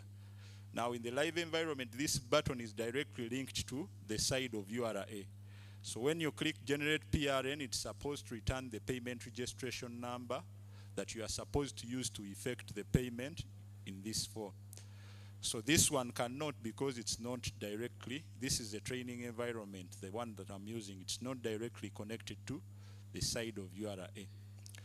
So as soon as you generate the PRN, you will have the payment registration number. It will be mapped to the case file that you are paying for, the case file number. So we shall be able to receive the status of the payment on this side of the payment card. So ideally, in summary, that is how the payment will be done in the system. So at this point, we assume the litigant has finished playing their part. So the next person that is supposed to perform their part is the records officer. All these files that come into our courts, the first point of interface is the records officer.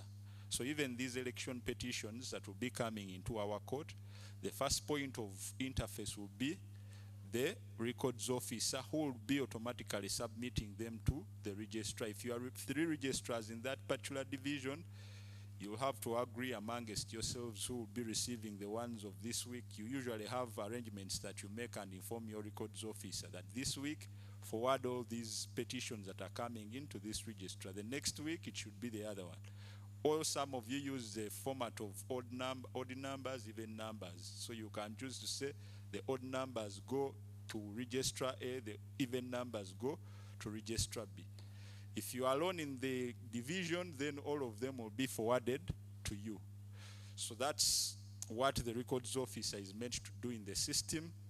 So the first task that the records officer does when they log into the system, they will be looking at this petition.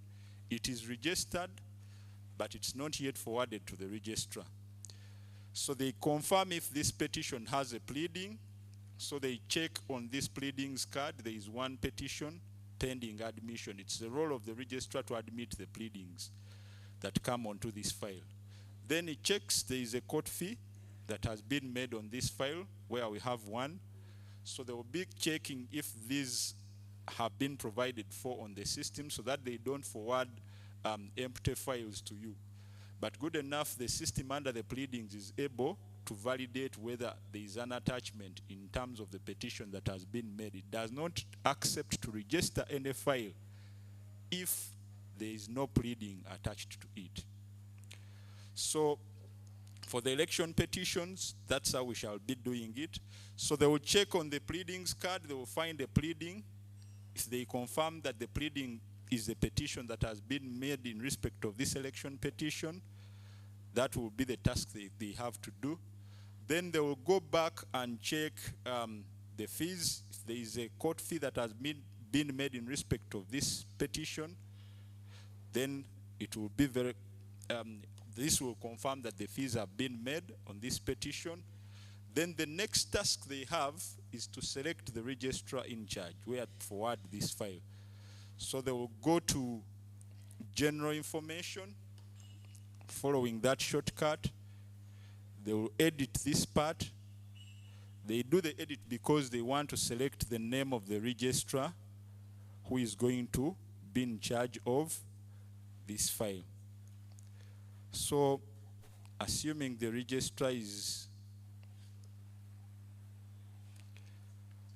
Esther Nakadama, so they select the name there. After selecting the name, they will click Save and Close. Then they will have to perform an action. We still go back to Overview. So at this point in time, the name of the registrar that is going to be in charge of this petition to perform additional tasks has been selected, as we can see where I have highlighted. So they have an action to perform. Usually, if this file remains in this registered case position, the registrars are unable to see it. So sometimes you make phone calls to us because you are not seeing some of these things because there is a particular action that has not been performed on the file. So you go to Actions. There is an action button up there that allows you to forward this file to the registrar. So they have, the records officers usually have to forward these files. I had an instance in criminal division where most of the files were lying before the registrar because the records office had not performed that file. And the judges were waiting for them and the registrar was not seeing them. So we have to perform these actions. Forwarded, we put a comment to registrar.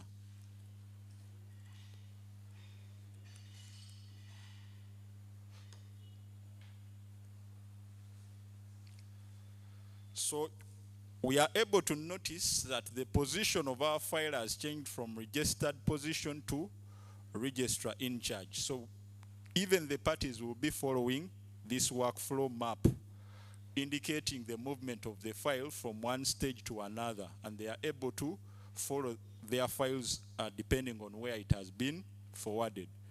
So that's how they will be forwarding this file, and that's the only role that the records officer or records supervisors have to play in the system, to forward these files to you and to check if the pleadings are on the file and the court fees have been paid. So at this point in time, it will be now the registrar that has the task to play in the system. So among the tasks that the registrar has to play, the registrar will be expected to log into the system. This file will be before them. They will have to go to the pleadings that are attached on this file under the pleadings card. You click on the pleadings. There is a petition that was filed. The petitioner was Peter Mbiru, and it was filed on 22nd December. So they will click on the petition, the one highlighted in blue.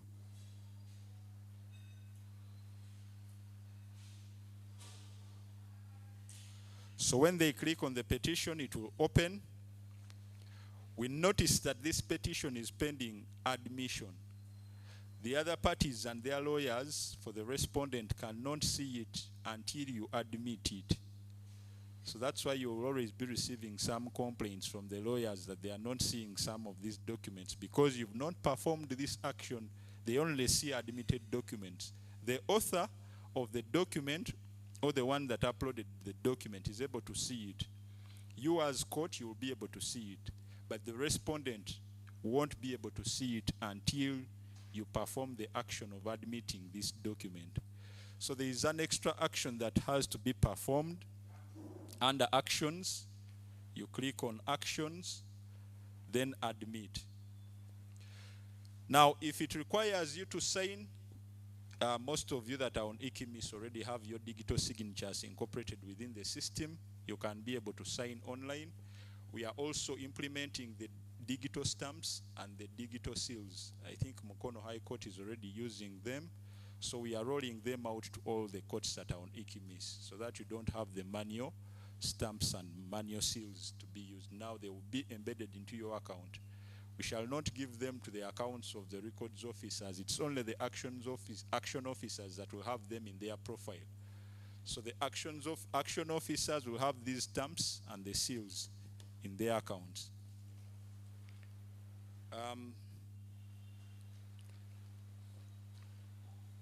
So we just put a comment here, petition, admitted,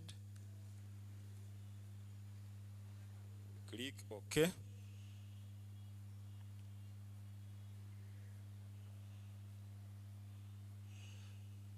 Maybe for purposes of demonstrating how the seals and the stamps are looking like, let me just show a sample of these documents.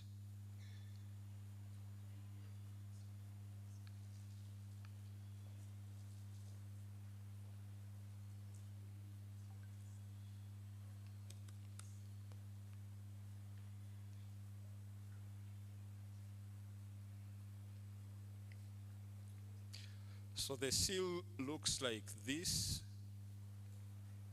That is a copy of the seal that will be in your account, the one that you'll be attaching. Then the stamps,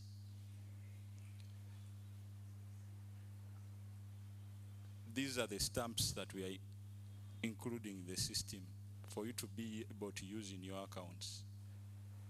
So there will be digital stamps and seals that will be provided in your account for you to be able to seal these documents and be able to stamp them electronically.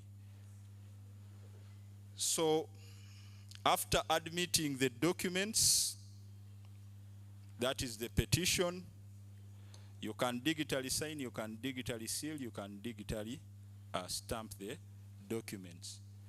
So after admitting the pleadings, you confirm the payments. Definitely the status of the payment will be indicated for you on the system, so you'll go on the court fees and the payments card, then you'll be able to confirm the payment. So you'll be able to see the court fees paid, 6,000 shillings. The state here will be paid instead of draft. But like we said, since this is not directly integrated with URA, we are not able to move it from this position. But this is where you are able to confirm whether it is paid or it is pending payment. So what other role does the registrar play here?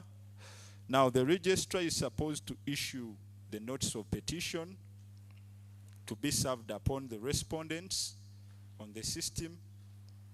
So they will be able to create it. Most of these templates are already provided for. So they will go to the notices card and then create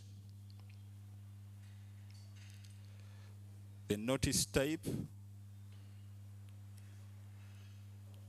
is a notice of petition, date of issue, issued by the registrar. The date and time is provided to you. Then the recipients, we put the names of the respondents in this file and their lawyers if we want them to receive a copy. Even the petitioners, if we want them to know that we've actually issued the notice of petition. So we put all their details here. After putting them, the template is laid out like this, so you are able to generate this notice of petition from within the system, insert whatever you want to insert in terms of the days, and then you'll be able to generate it from the system. So we can click save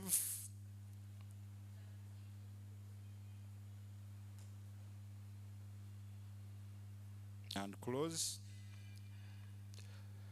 So at this point, the draft notice of petition is created. We can actually be able to export it. When you click on this export button, you can export to either Word or PDF. If you want to modify it, then you can click on PDF so that it's exported to PDF.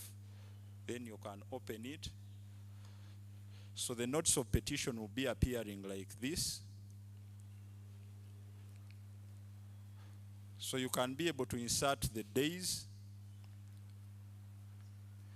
and the other missing field. Then you'll be able to sign this notice of petition, and then you'll be able to upload it on the system. So that's how we shall be generating the notice of petition. So after generating it, we shall expect it to perform the actions. We assume that at this point we've signed it. We click admit and sign. The signing will be done online. Then the system will be requiring us to create a task for the process server to go and serve these petitions. So all the process servers will be expected to have accounts on the system to be able to log in and serve these documents that emerge out of the file, because they will be sent to them on the system, and they will only be receiving notifications on their phones and their emails informing them of the tasks that have been issued to them over the system. So that will be the task that we shall be creating for the process server to go and serve this notice of petition. And when the process server finishes serving this notice of petition, they are expected to come back and file the affidavit of service. So there is a particular section. Here we can give him the timelines within which, if we want him to serve this notice of petition in 1 day, we shall give him this requested end time and requested start date. Then we shall also be able to select the name of the process server that we want to serve these documents, depending on the court.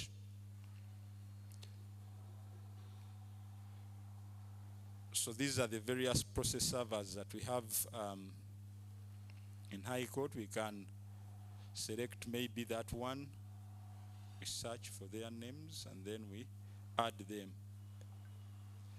So the task will be awarded to the process server. Akatwijuka Emmanuel will be responsible for serving this notice of petition. So we always save and close in order for them to be able, if you don't save, all this information disappears and they won't be able to receive. Okay, the date, the requested start date, we have not included, assuming it is there. We are giving him the same date to go and serve. So we save and close. So we always have to perform actions, because whatever remains in draft is only seen by the person drafting. The other parties are not able to see it, or the other actors are unable to see it. So they perform the action, submit, put a comment, task submitted.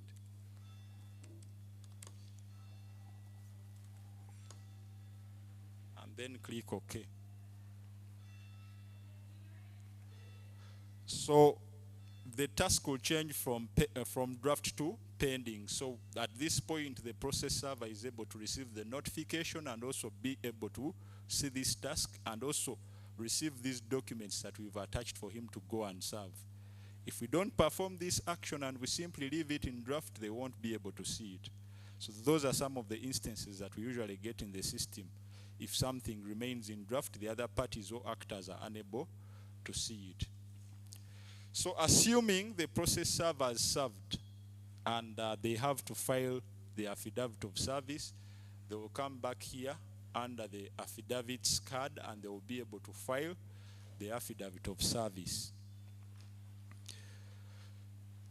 All the timelines that are provided for here will just come in form of notifications and alerts reminding you we've incorporated most of these timelines under the business rules that we've configured within the system, so you will be able to view them. So the next task that we expect to be performed in the system is for the respondent, assuming the respondent has been served. Now what we should note here is that some of these tasks happen off the system. For example, the hearing will always be off the system.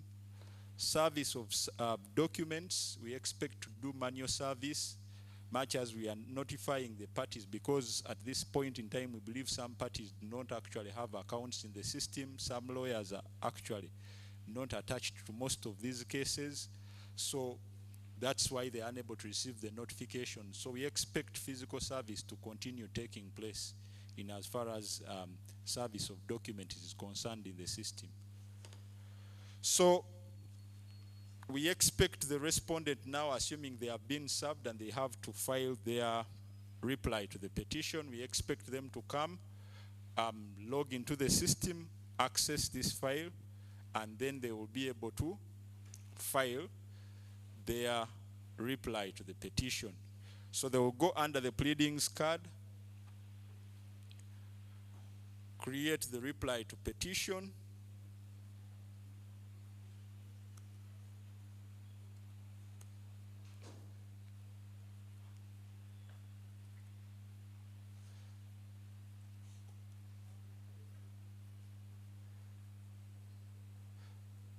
assuming we don't have it on the document responded to the petition that was filed. So we click OK. It is filed by. If it is their lawyer that is filing it, we shall select the name of the lawyer. Then who will be the respondents? So we select the respondent in this case, and then we upload the reply to the petition. The name of the document,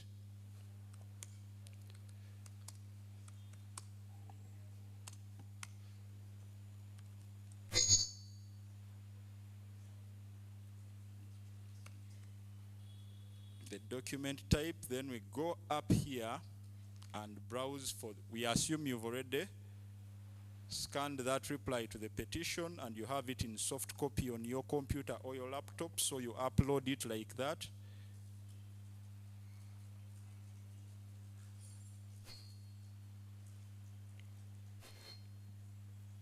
Then add it onto the file.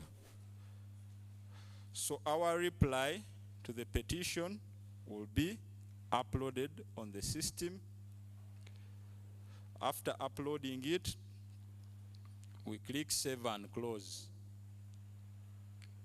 But like we said, whatever is still in draft won't be viewed by the other actors on the system.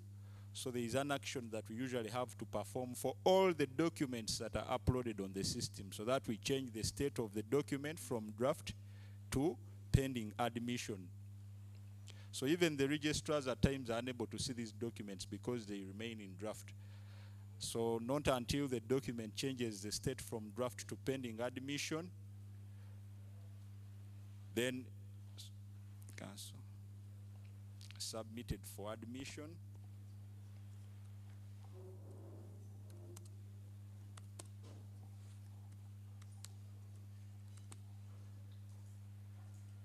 So they can put a comment to notify you that they have submitted this reply to petition for you to admit as a registrar.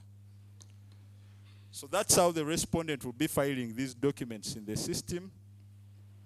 Now, still the registrar will come in to admit the reply to the petition, the affidavit that was filed by the process server. All those documents will be admitted by the registrar. So the registrar is expected to log in. He looks at the reply to the petition that has been filed. He can even peruse through and read through this reply to the petition. It gives you a preview section where you can be able to look at it. Then they will be required to perform an action here. I'm requesting, Your Worships, that we have one discussion in the room. And if there are any issues, we raise them to the chair and the presenter, please. So we shall be required as registrars to admit the reply to the petition. So we go to the actions. First of all, we have to sign some of these documents, then we admit them.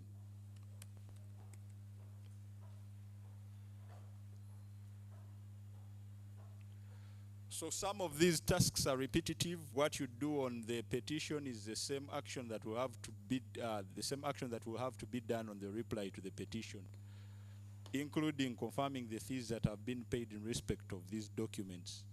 So when the document is admitted, at this point the petitioner will actually be able to view a copy of the reply to the petition that has been made by the respondent or their lawyers in the system. So the other task the registrar has to do in the system is to select the head of court who will be able to allocate this file. I think at times this task is also given to the registrars, but as per the process we mapped, it is supposed to be sent to the head of court. So we click edit.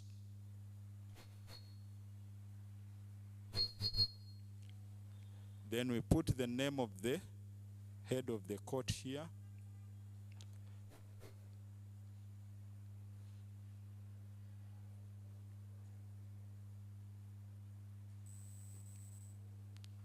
Then we shall click one action, save and close. After including the name of the court, the head of the court, then we shall forward this file for him and we say it is ready for judicial officer allocation.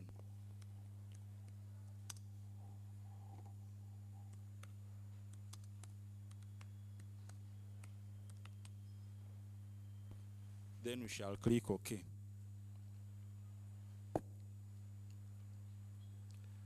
So at this point, the head of court will actually be seeing that this file is pending judicial officer allocation. How do they allocate it? They also go to the section where the name of the judge should be appearing. They click on. As we can see here, the presiding judge is not available, so it is telling us there is no data of the presiding judge. So we have to include the name of the judge that is going to be hearing this petition under this section. So as registrars, we go under case details so that we can be able to edit that part and put the name of the judge that is going to hear this petition. You click on edit.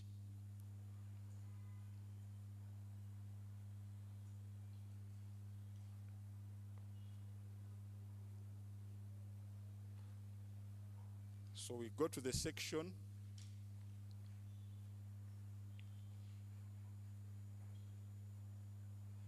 Under the system, we have two modes of allocation. There is automatic allocation.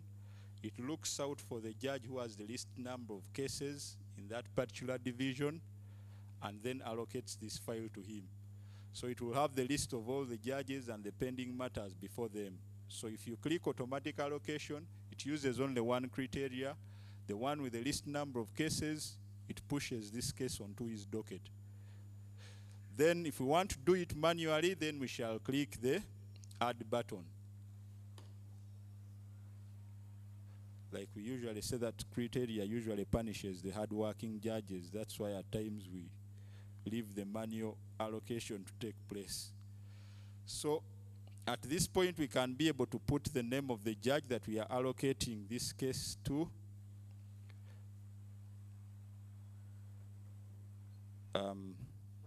Let's assume it is Justice Elubu.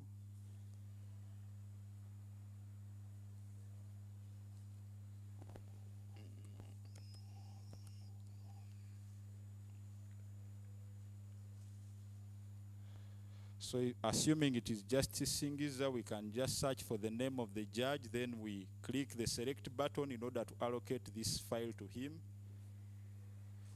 So at this point, this file has been allocated to Justice Douglas Singiza.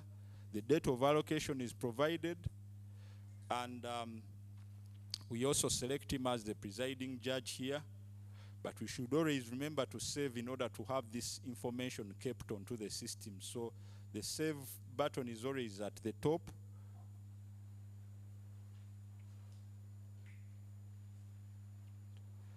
And also remember to perform an action on the file. So we go back to overview.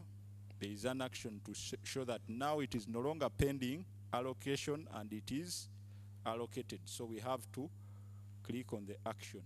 Now some of us usually forget to click these actions. And we only remember after we have gotten to the stage of delivering judgment.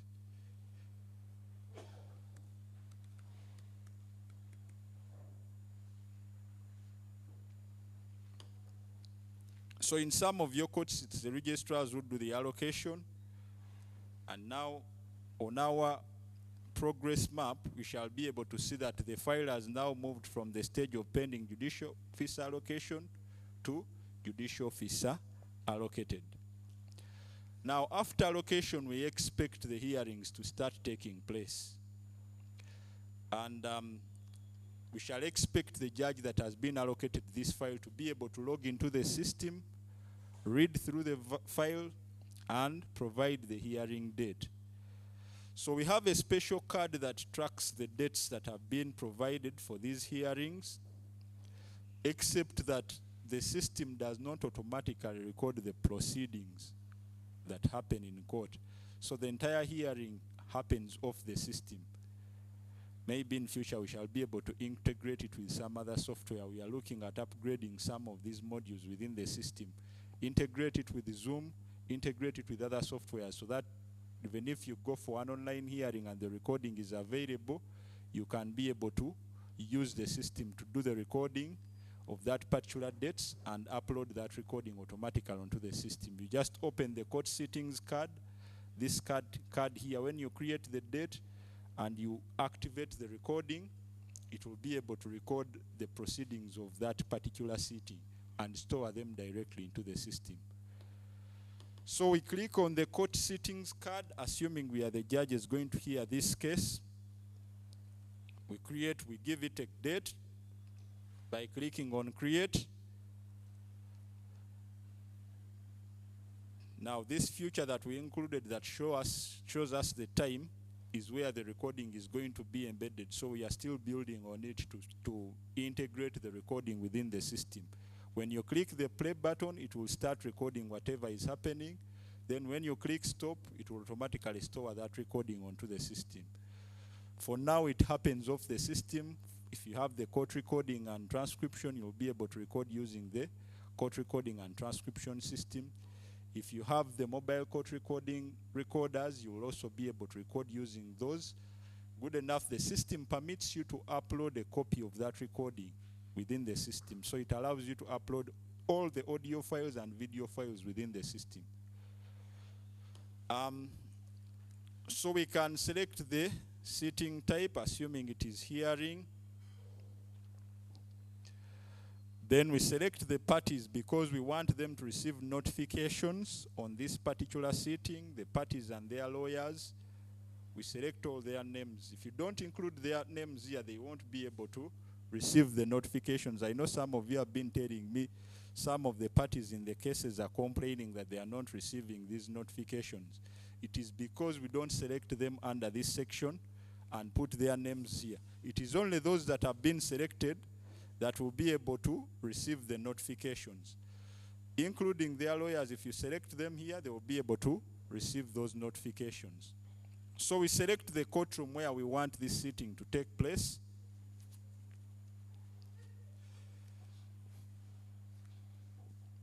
Assuming it's going to happen in the Chambers, Civil Division.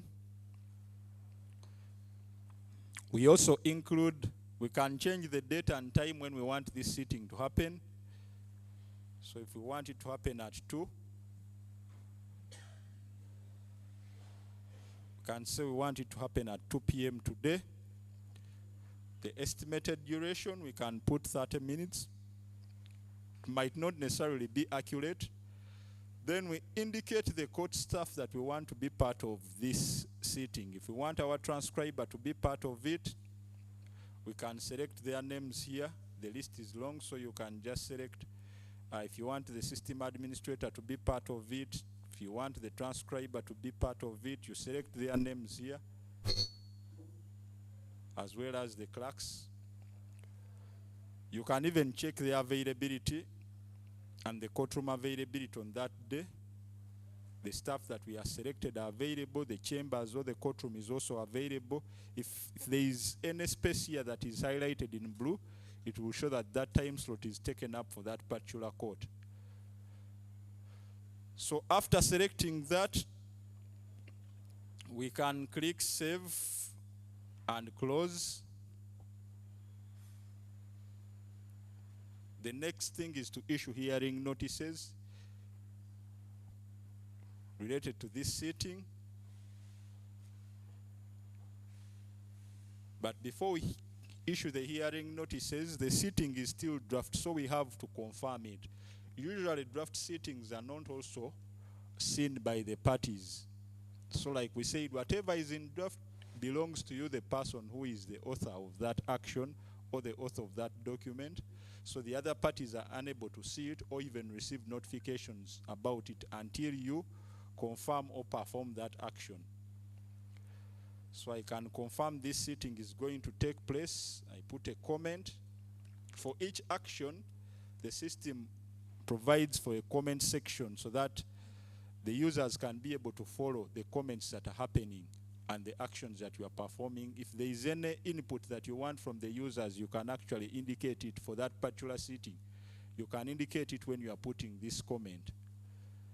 So it is, the system is asking us whether we want to create a hearing notice for this particular sitting. We click OK.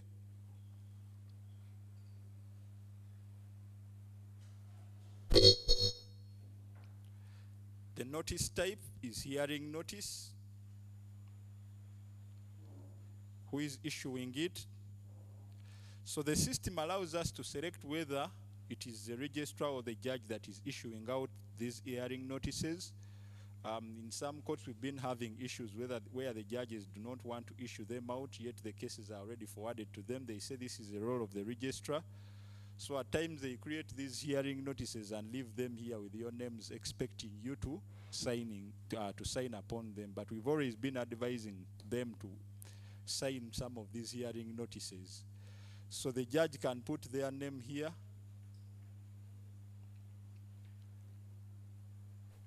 In order to save on the time, because at times when the file is before you on IKIMIS now, it becomes very hard for the registrar to start monitoring this file and whatever documents you've uploaded for him to be able to sign. So we actually advising the judges, since they already have the signatures in there and the system allows them to do that, they can easily just sign online and put it onto the system. So we can click save and close. At the point of creating the hearing notice, it is also still in draft until it is admitted and signed. So they can export this hearing notice into PDF.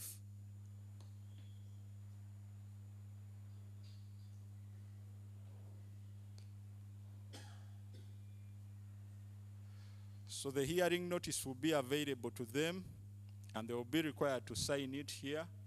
So they can actually come here and be able to sign this hearing notice using the digital signatures that are available onto their laptops. So after signing, they can save and be able to upload a signed copy and then admit this notice. So you go to actions, admit and sign. So you say hearing notice, admitted or signed. So if you want to create a task for the process server to serve this hearing notice, you'll still check this box and be able to create a task for the process server to serve. But now that all the parties have already been served and their accounts are active on the system, they are actually able to monitor and receive notifications on these cases. We believe that at this point, even if you don't create a task for the process server, as long as they were served the petition and the reply to the petition, they should be having their accounts linked to this file and they should be following, because their timelines pegged to it. We have to do all this within the 30 days. So we are expecting them to be very active on the system. So we can click OK in order to admit this hearing notice. So when we click admitted stroke signed, the parties and their lawyers will be able to see this hearing notice. So there should be a sitting that happens in relation to this hearing notice. So how do we, the sittings, like we said, happen off the system. So they will go to the court sittings card. The sitting is expected to happen in either open court or in your chambers, depending on which area you selected. Now, if you have the court recording equipment, we shall be expecting you to record. For those of us that don't have the recording equipment, there are some mobile court recorders that we are giving out in respect of assisting you for purposes of recording. They come with a memory card on it. So if you are having these sittings in your chamber, it can be able to record in the radius of 30 meters. So if the parties are submitting, you can, some judges are already using them. You can be able to record and then transcribe that copy of the recording. Now, the other additional thing we are going to do for you is to give you licenses that allow you to do the transcription online using the software that we call TurboScribe. So the TurboScribe software looks like this. So we are purchasing the ICT and documentation committee recommended that at least each quarter 50 licenses are supposed to be purchased.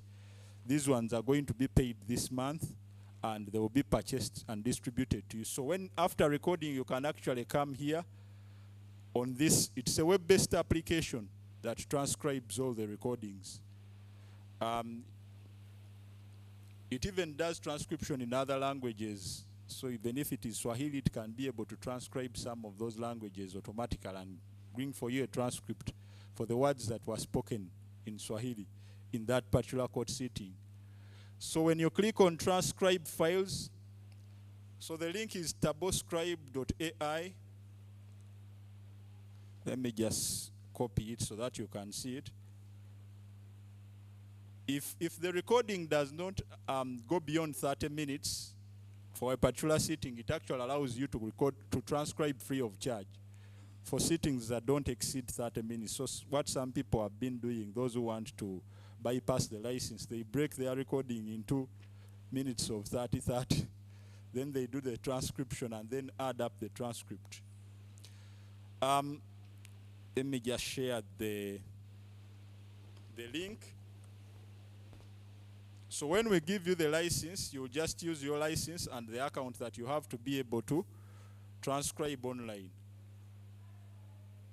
So this is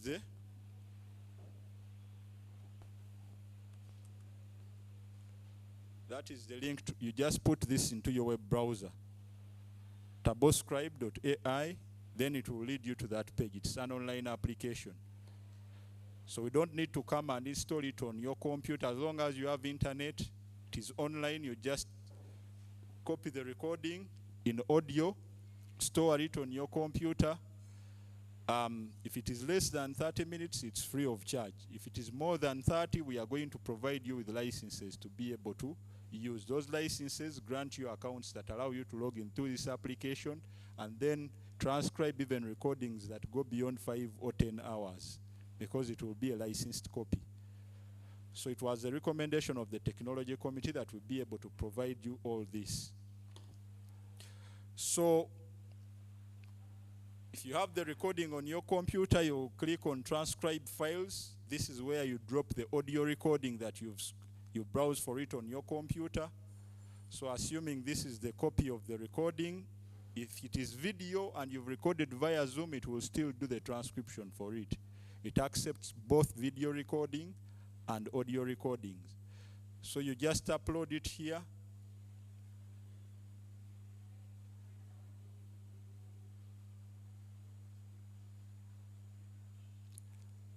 So it processes the copy of that recording and it shows you that it is actually processing it until it progresses up to 100%.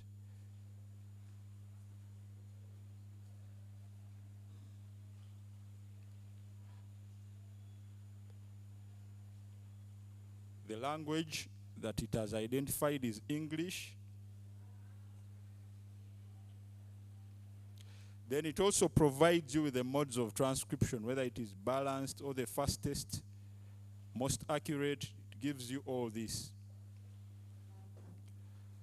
So it processes the copy of the recording and uploads it automatically onto this interface. All these that you are seeing under the recordings are already recorded proceedings that I try to upload on this site. And since most of them were less than 30 minutes, it was able to do the transcript and give me a copy.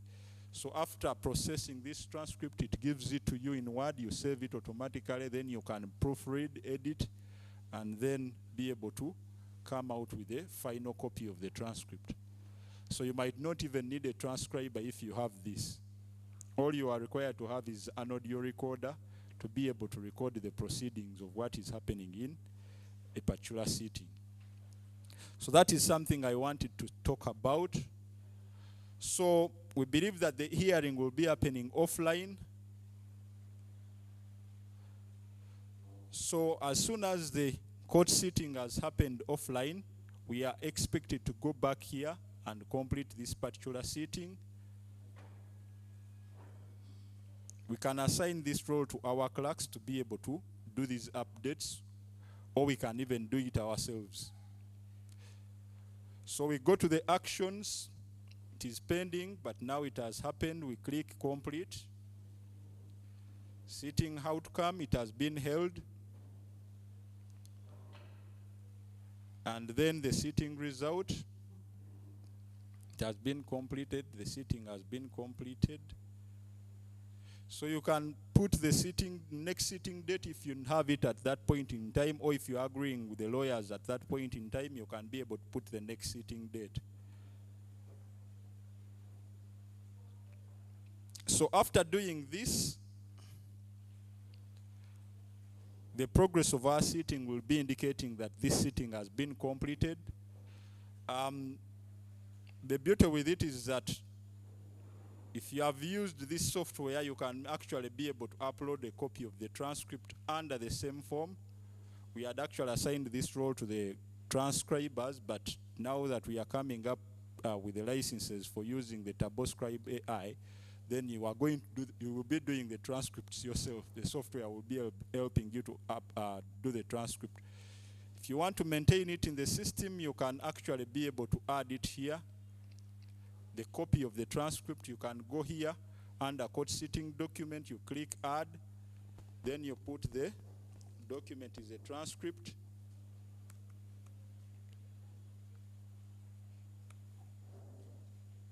Under transcription, then you can click browse.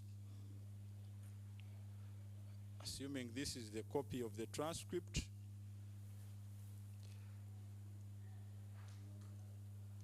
You upload it here. The other thing I need to notify you about, if you're uploading these documents on the system, please make sure you upload PDF documents. The Word documents are usually modified. So if you're uploading a transcript, make sure it is saved as a PDF, not as a Word document. Otherwise, one day you might find when someone has edited it and added something that wasn't part of that particular transcript. So we encourage that most of the documents that are uploaded on the system that are going to be available to the parties or their lawyers should be put in PDF format. So this is how they will be uploading a copy of the transcription.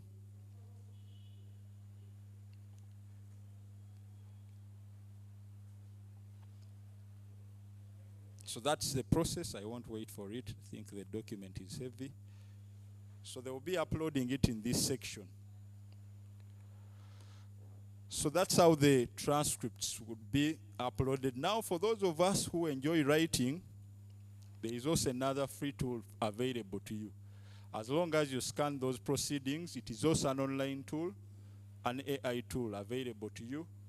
And if you love your handwriting so much and you believe it is faster than the recording, there are some of you who don't want to leave your handwritings. So you can go to this site,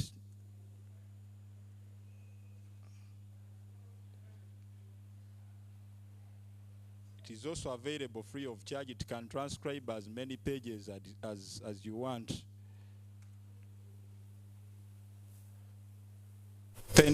It is pen2print.com.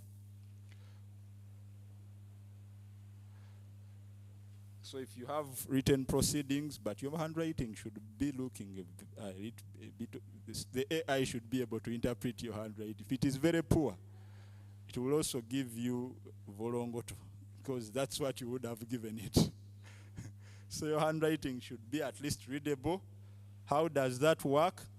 Let me just get a copy of one of the handwritten documents here, assuming the document is handwritten. So when you go to this site, you click on this plus button to upload a copy of that scanned document. Let me just get one of these documents. So I'm uploading a copy of this document in PDF. It's a letter. I click continue after uploading it. It is processing it up there.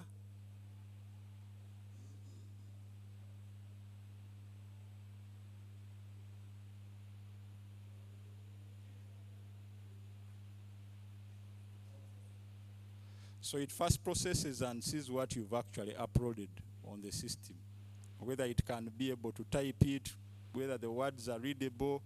It does that online. So your internet should be connected in order for you to be able to use these applications and be able to come up with an output. So you can see this was a copy of the letter. It is a scanned copy, so it prints it out, it puts for you whatever it has. Then you can be able to download this type document.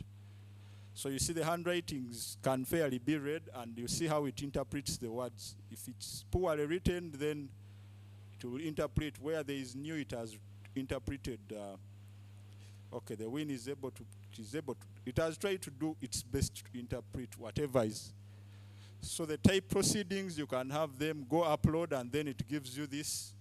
Then you can be able to download it in Word. There is a download button here. Do you want it in Word? So you click on download.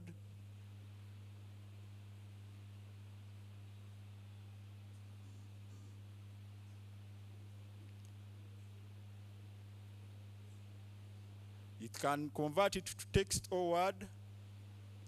So download as text, Word, or clipboard. So if I want it to put it in Word, I just select Word there and then click download.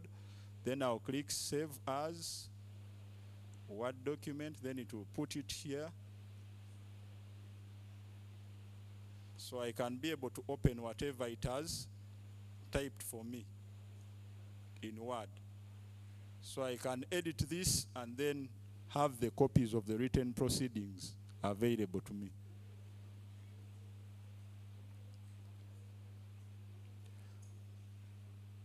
So that will, most of these tools will be assisting you on issues to do with typing, and especially in court sittings and proceedings, purposes of helping you save time, that the time that you would have spent on generating transcripts and proceedings.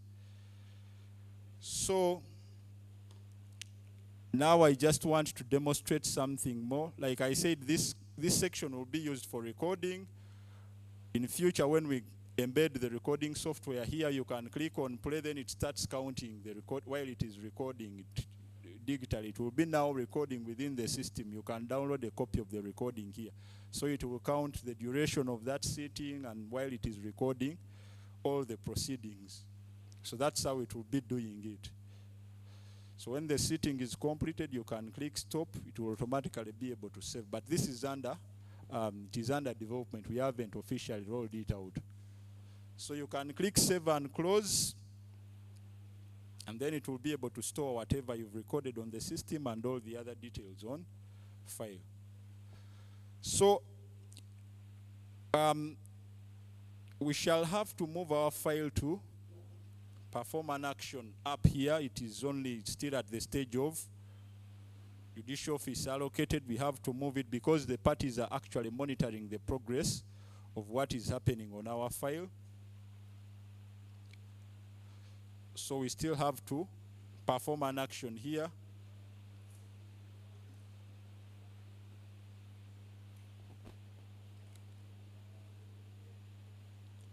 Proceed to hearings. Under hearing,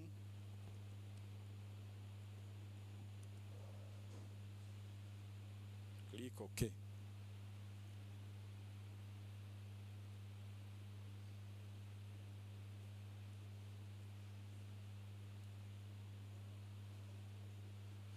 So this file is under hearing. I'm just going to show now the last part of it, which is judgment. Assuming all the hearings have happened, because they take the same process. Under hearing, you have to create the court sitting. If there are several sittings, you'll still have to create these several sittings on files. Then you go to actions. If we have completed the hearings, we shall click hearings completed. Then put pending judgment and click OK.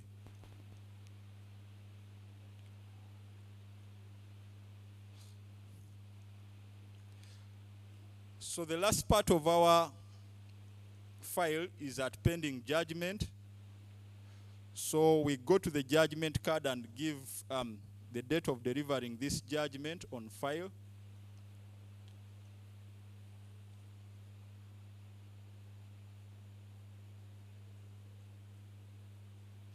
Let me just log in as Justice Singiza so that we can be able to get the judgment card.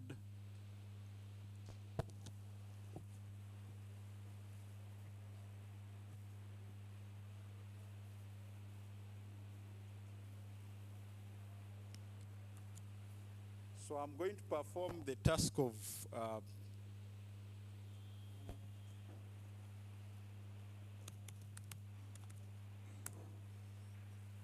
uploading the judgment.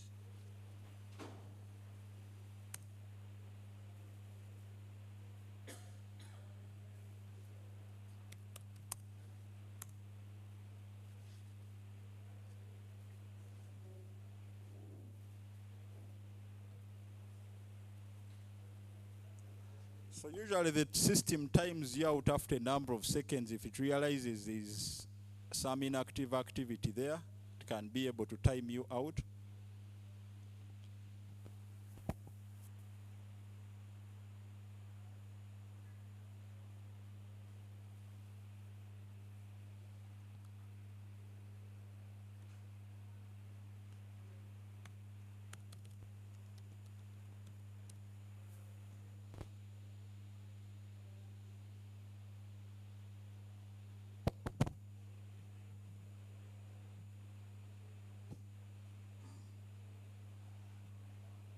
So let me just log in as Justice Douglas Singiza and be able to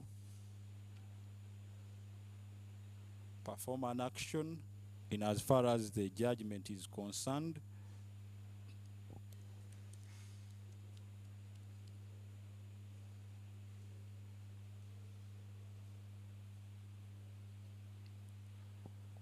So the judge will go to their workspace.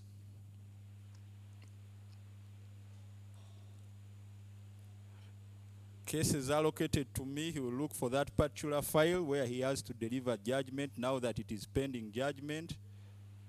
So it's the first file on top, pending judgment, the election petition number 2 of 2025. He clicks on it to open it. As we can see above there, it is pending judgment.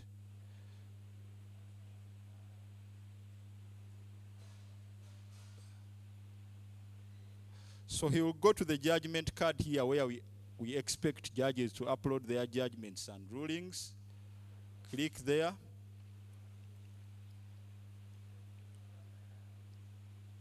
Provide a date for delivering this judgment.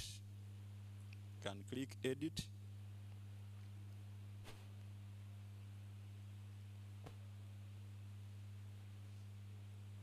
Assuming the date is today, is when we are going to deliver the judgment.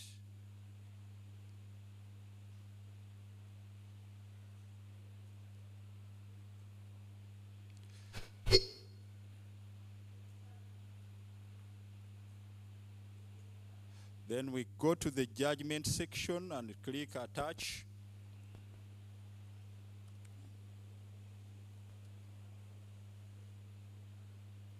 Document type, judgment.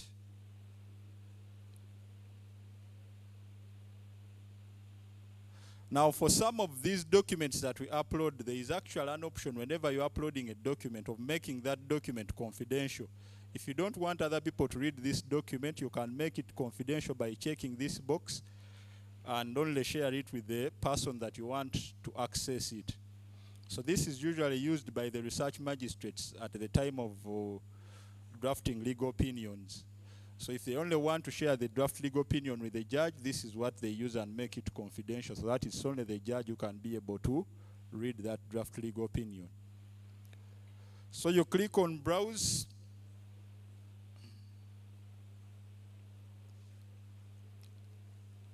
So assuming this is our final judgment, we click upload it.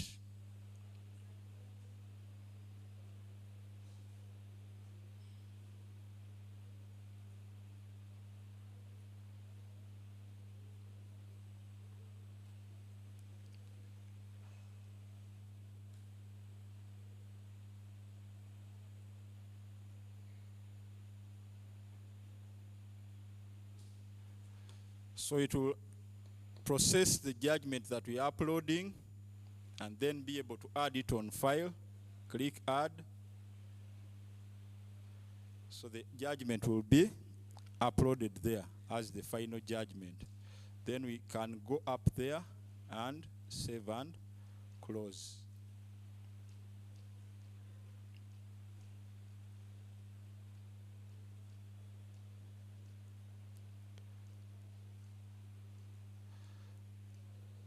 So that's how the judgment will be delivered on the system. If you want to deliver it via ECMIS, that's how you will be delivering it. So we have one more action to perform. We go back to overview. Since our case is still at the stage of pending judgment, we have to move it to the final stage of judgment delivered. As we can see here, it is pending judgment. So we have an action to perform here. Judgment delivered. We click on that. Then we put a comment.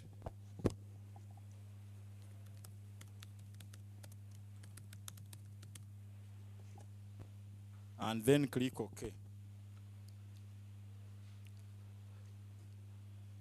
Now we've been receiving some complaints from lawyers that we had actually removed the restriction of allowing you to move this case to pending judgment before uploading judgment. Now that some of us are counting statistics, we usually do judgment delivered and we forget to upload the judgments on the system because the restriction was removed, but we received a request to put back that restriction so that you cannot be able to move this file to judgment delivered without uploading the judgment. So it will always keep checking under this card to confirm whether the judgment or the ruling is there before it can permit you to be able to move this case to the position of judgment delivered. So, your worships, that is the process, and that's how it is mapped within ECMIS. If there are any applications arising out of this process, we shall always be finding them under the applications card. There is a card for miscellaneous applications that is available here. This one here. So this is the card that stores all the applications arising out of this election petition. So this card is where they will be filing them. So the petition is linked to the applications that are arising out of it. Maybe there will be one last tool that I need to share with you. I know AI is moving us at a very fast pace.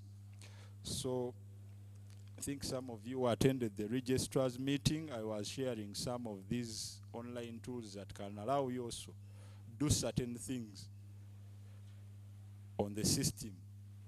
So we have one that is DeepSeek, chat.deepseek.com. So this one is for the Chinese. You can actually use it to do so many things. You can get a copy of a precedent that has already been delivered and tell it to summarize it for you in only one page. It will scan through, if there are 50 pages, it will scan through it and then summarize it for you within only one page.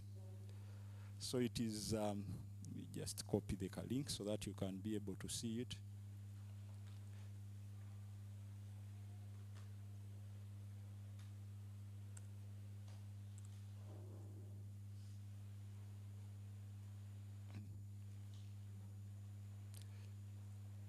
Just a minute, let me just copy it again. And the beauty with these tools, they are already picking data from Yuli, they are already picking data from other sites that provide it for free of charge. So that's the one, chat.deepseek.com. So you can ask it anything, it will give you a response. If you have a document that you want it to analyze for you, you can just paste it there. If you want it to write for you a judgment, you just give it the facts, the issues, law applicable, then it will keep searching on Yuli and bringing you some of those precedents and putting them into your judgment. So the last one is ChatGPT. There are so many, but I'm just giving you examples. So usually what we do, if we're analyzing something, you get the same question, put it in this chat.deepseek.com, then you get it, same question, put it in ChatGPT. You compare the answers or responses that they are giving. Never carry everything it has given you automatically without reading through. Because there are some sites that it quotes online because it's picking all available information online, even that is not authenticated. So one of the students could have gone there and uploaded a document and quoted a precedence that had never existed. So when it goes to that blog site, it will pick it and also provide it to you and show you that it has picked it from there. So you have to proofread and confirm whatever it is giving you. Your worships, I think I've exhausted my presentation and the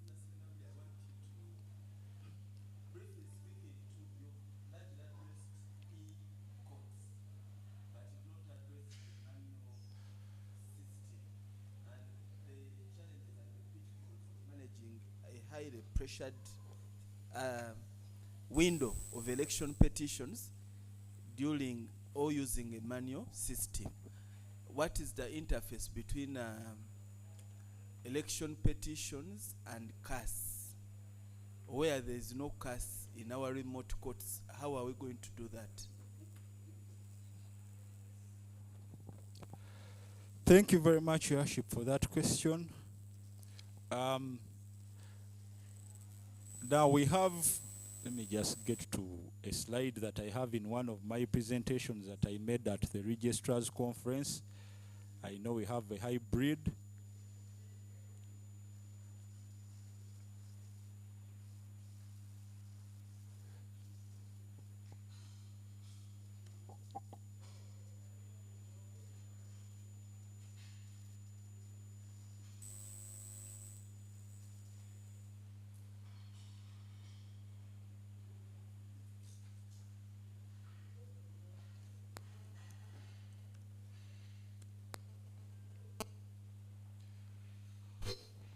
So under this presentation, I tried to do the distribution of this system so that we can appreciate the environment that we are working in.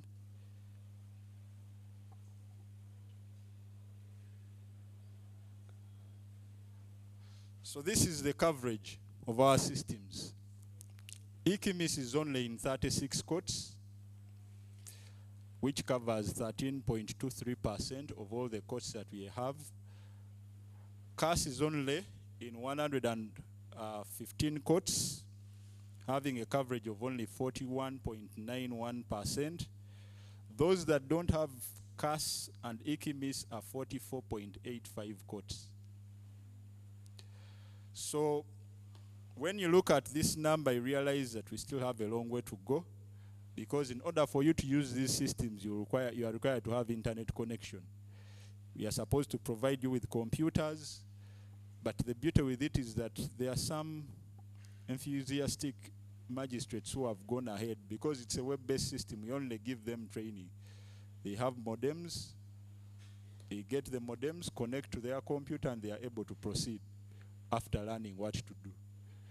So instead of waiting for the neater internet that will take us a lot of time to arrive there, because we are getting internet from NITA and where the ISPs have coverage.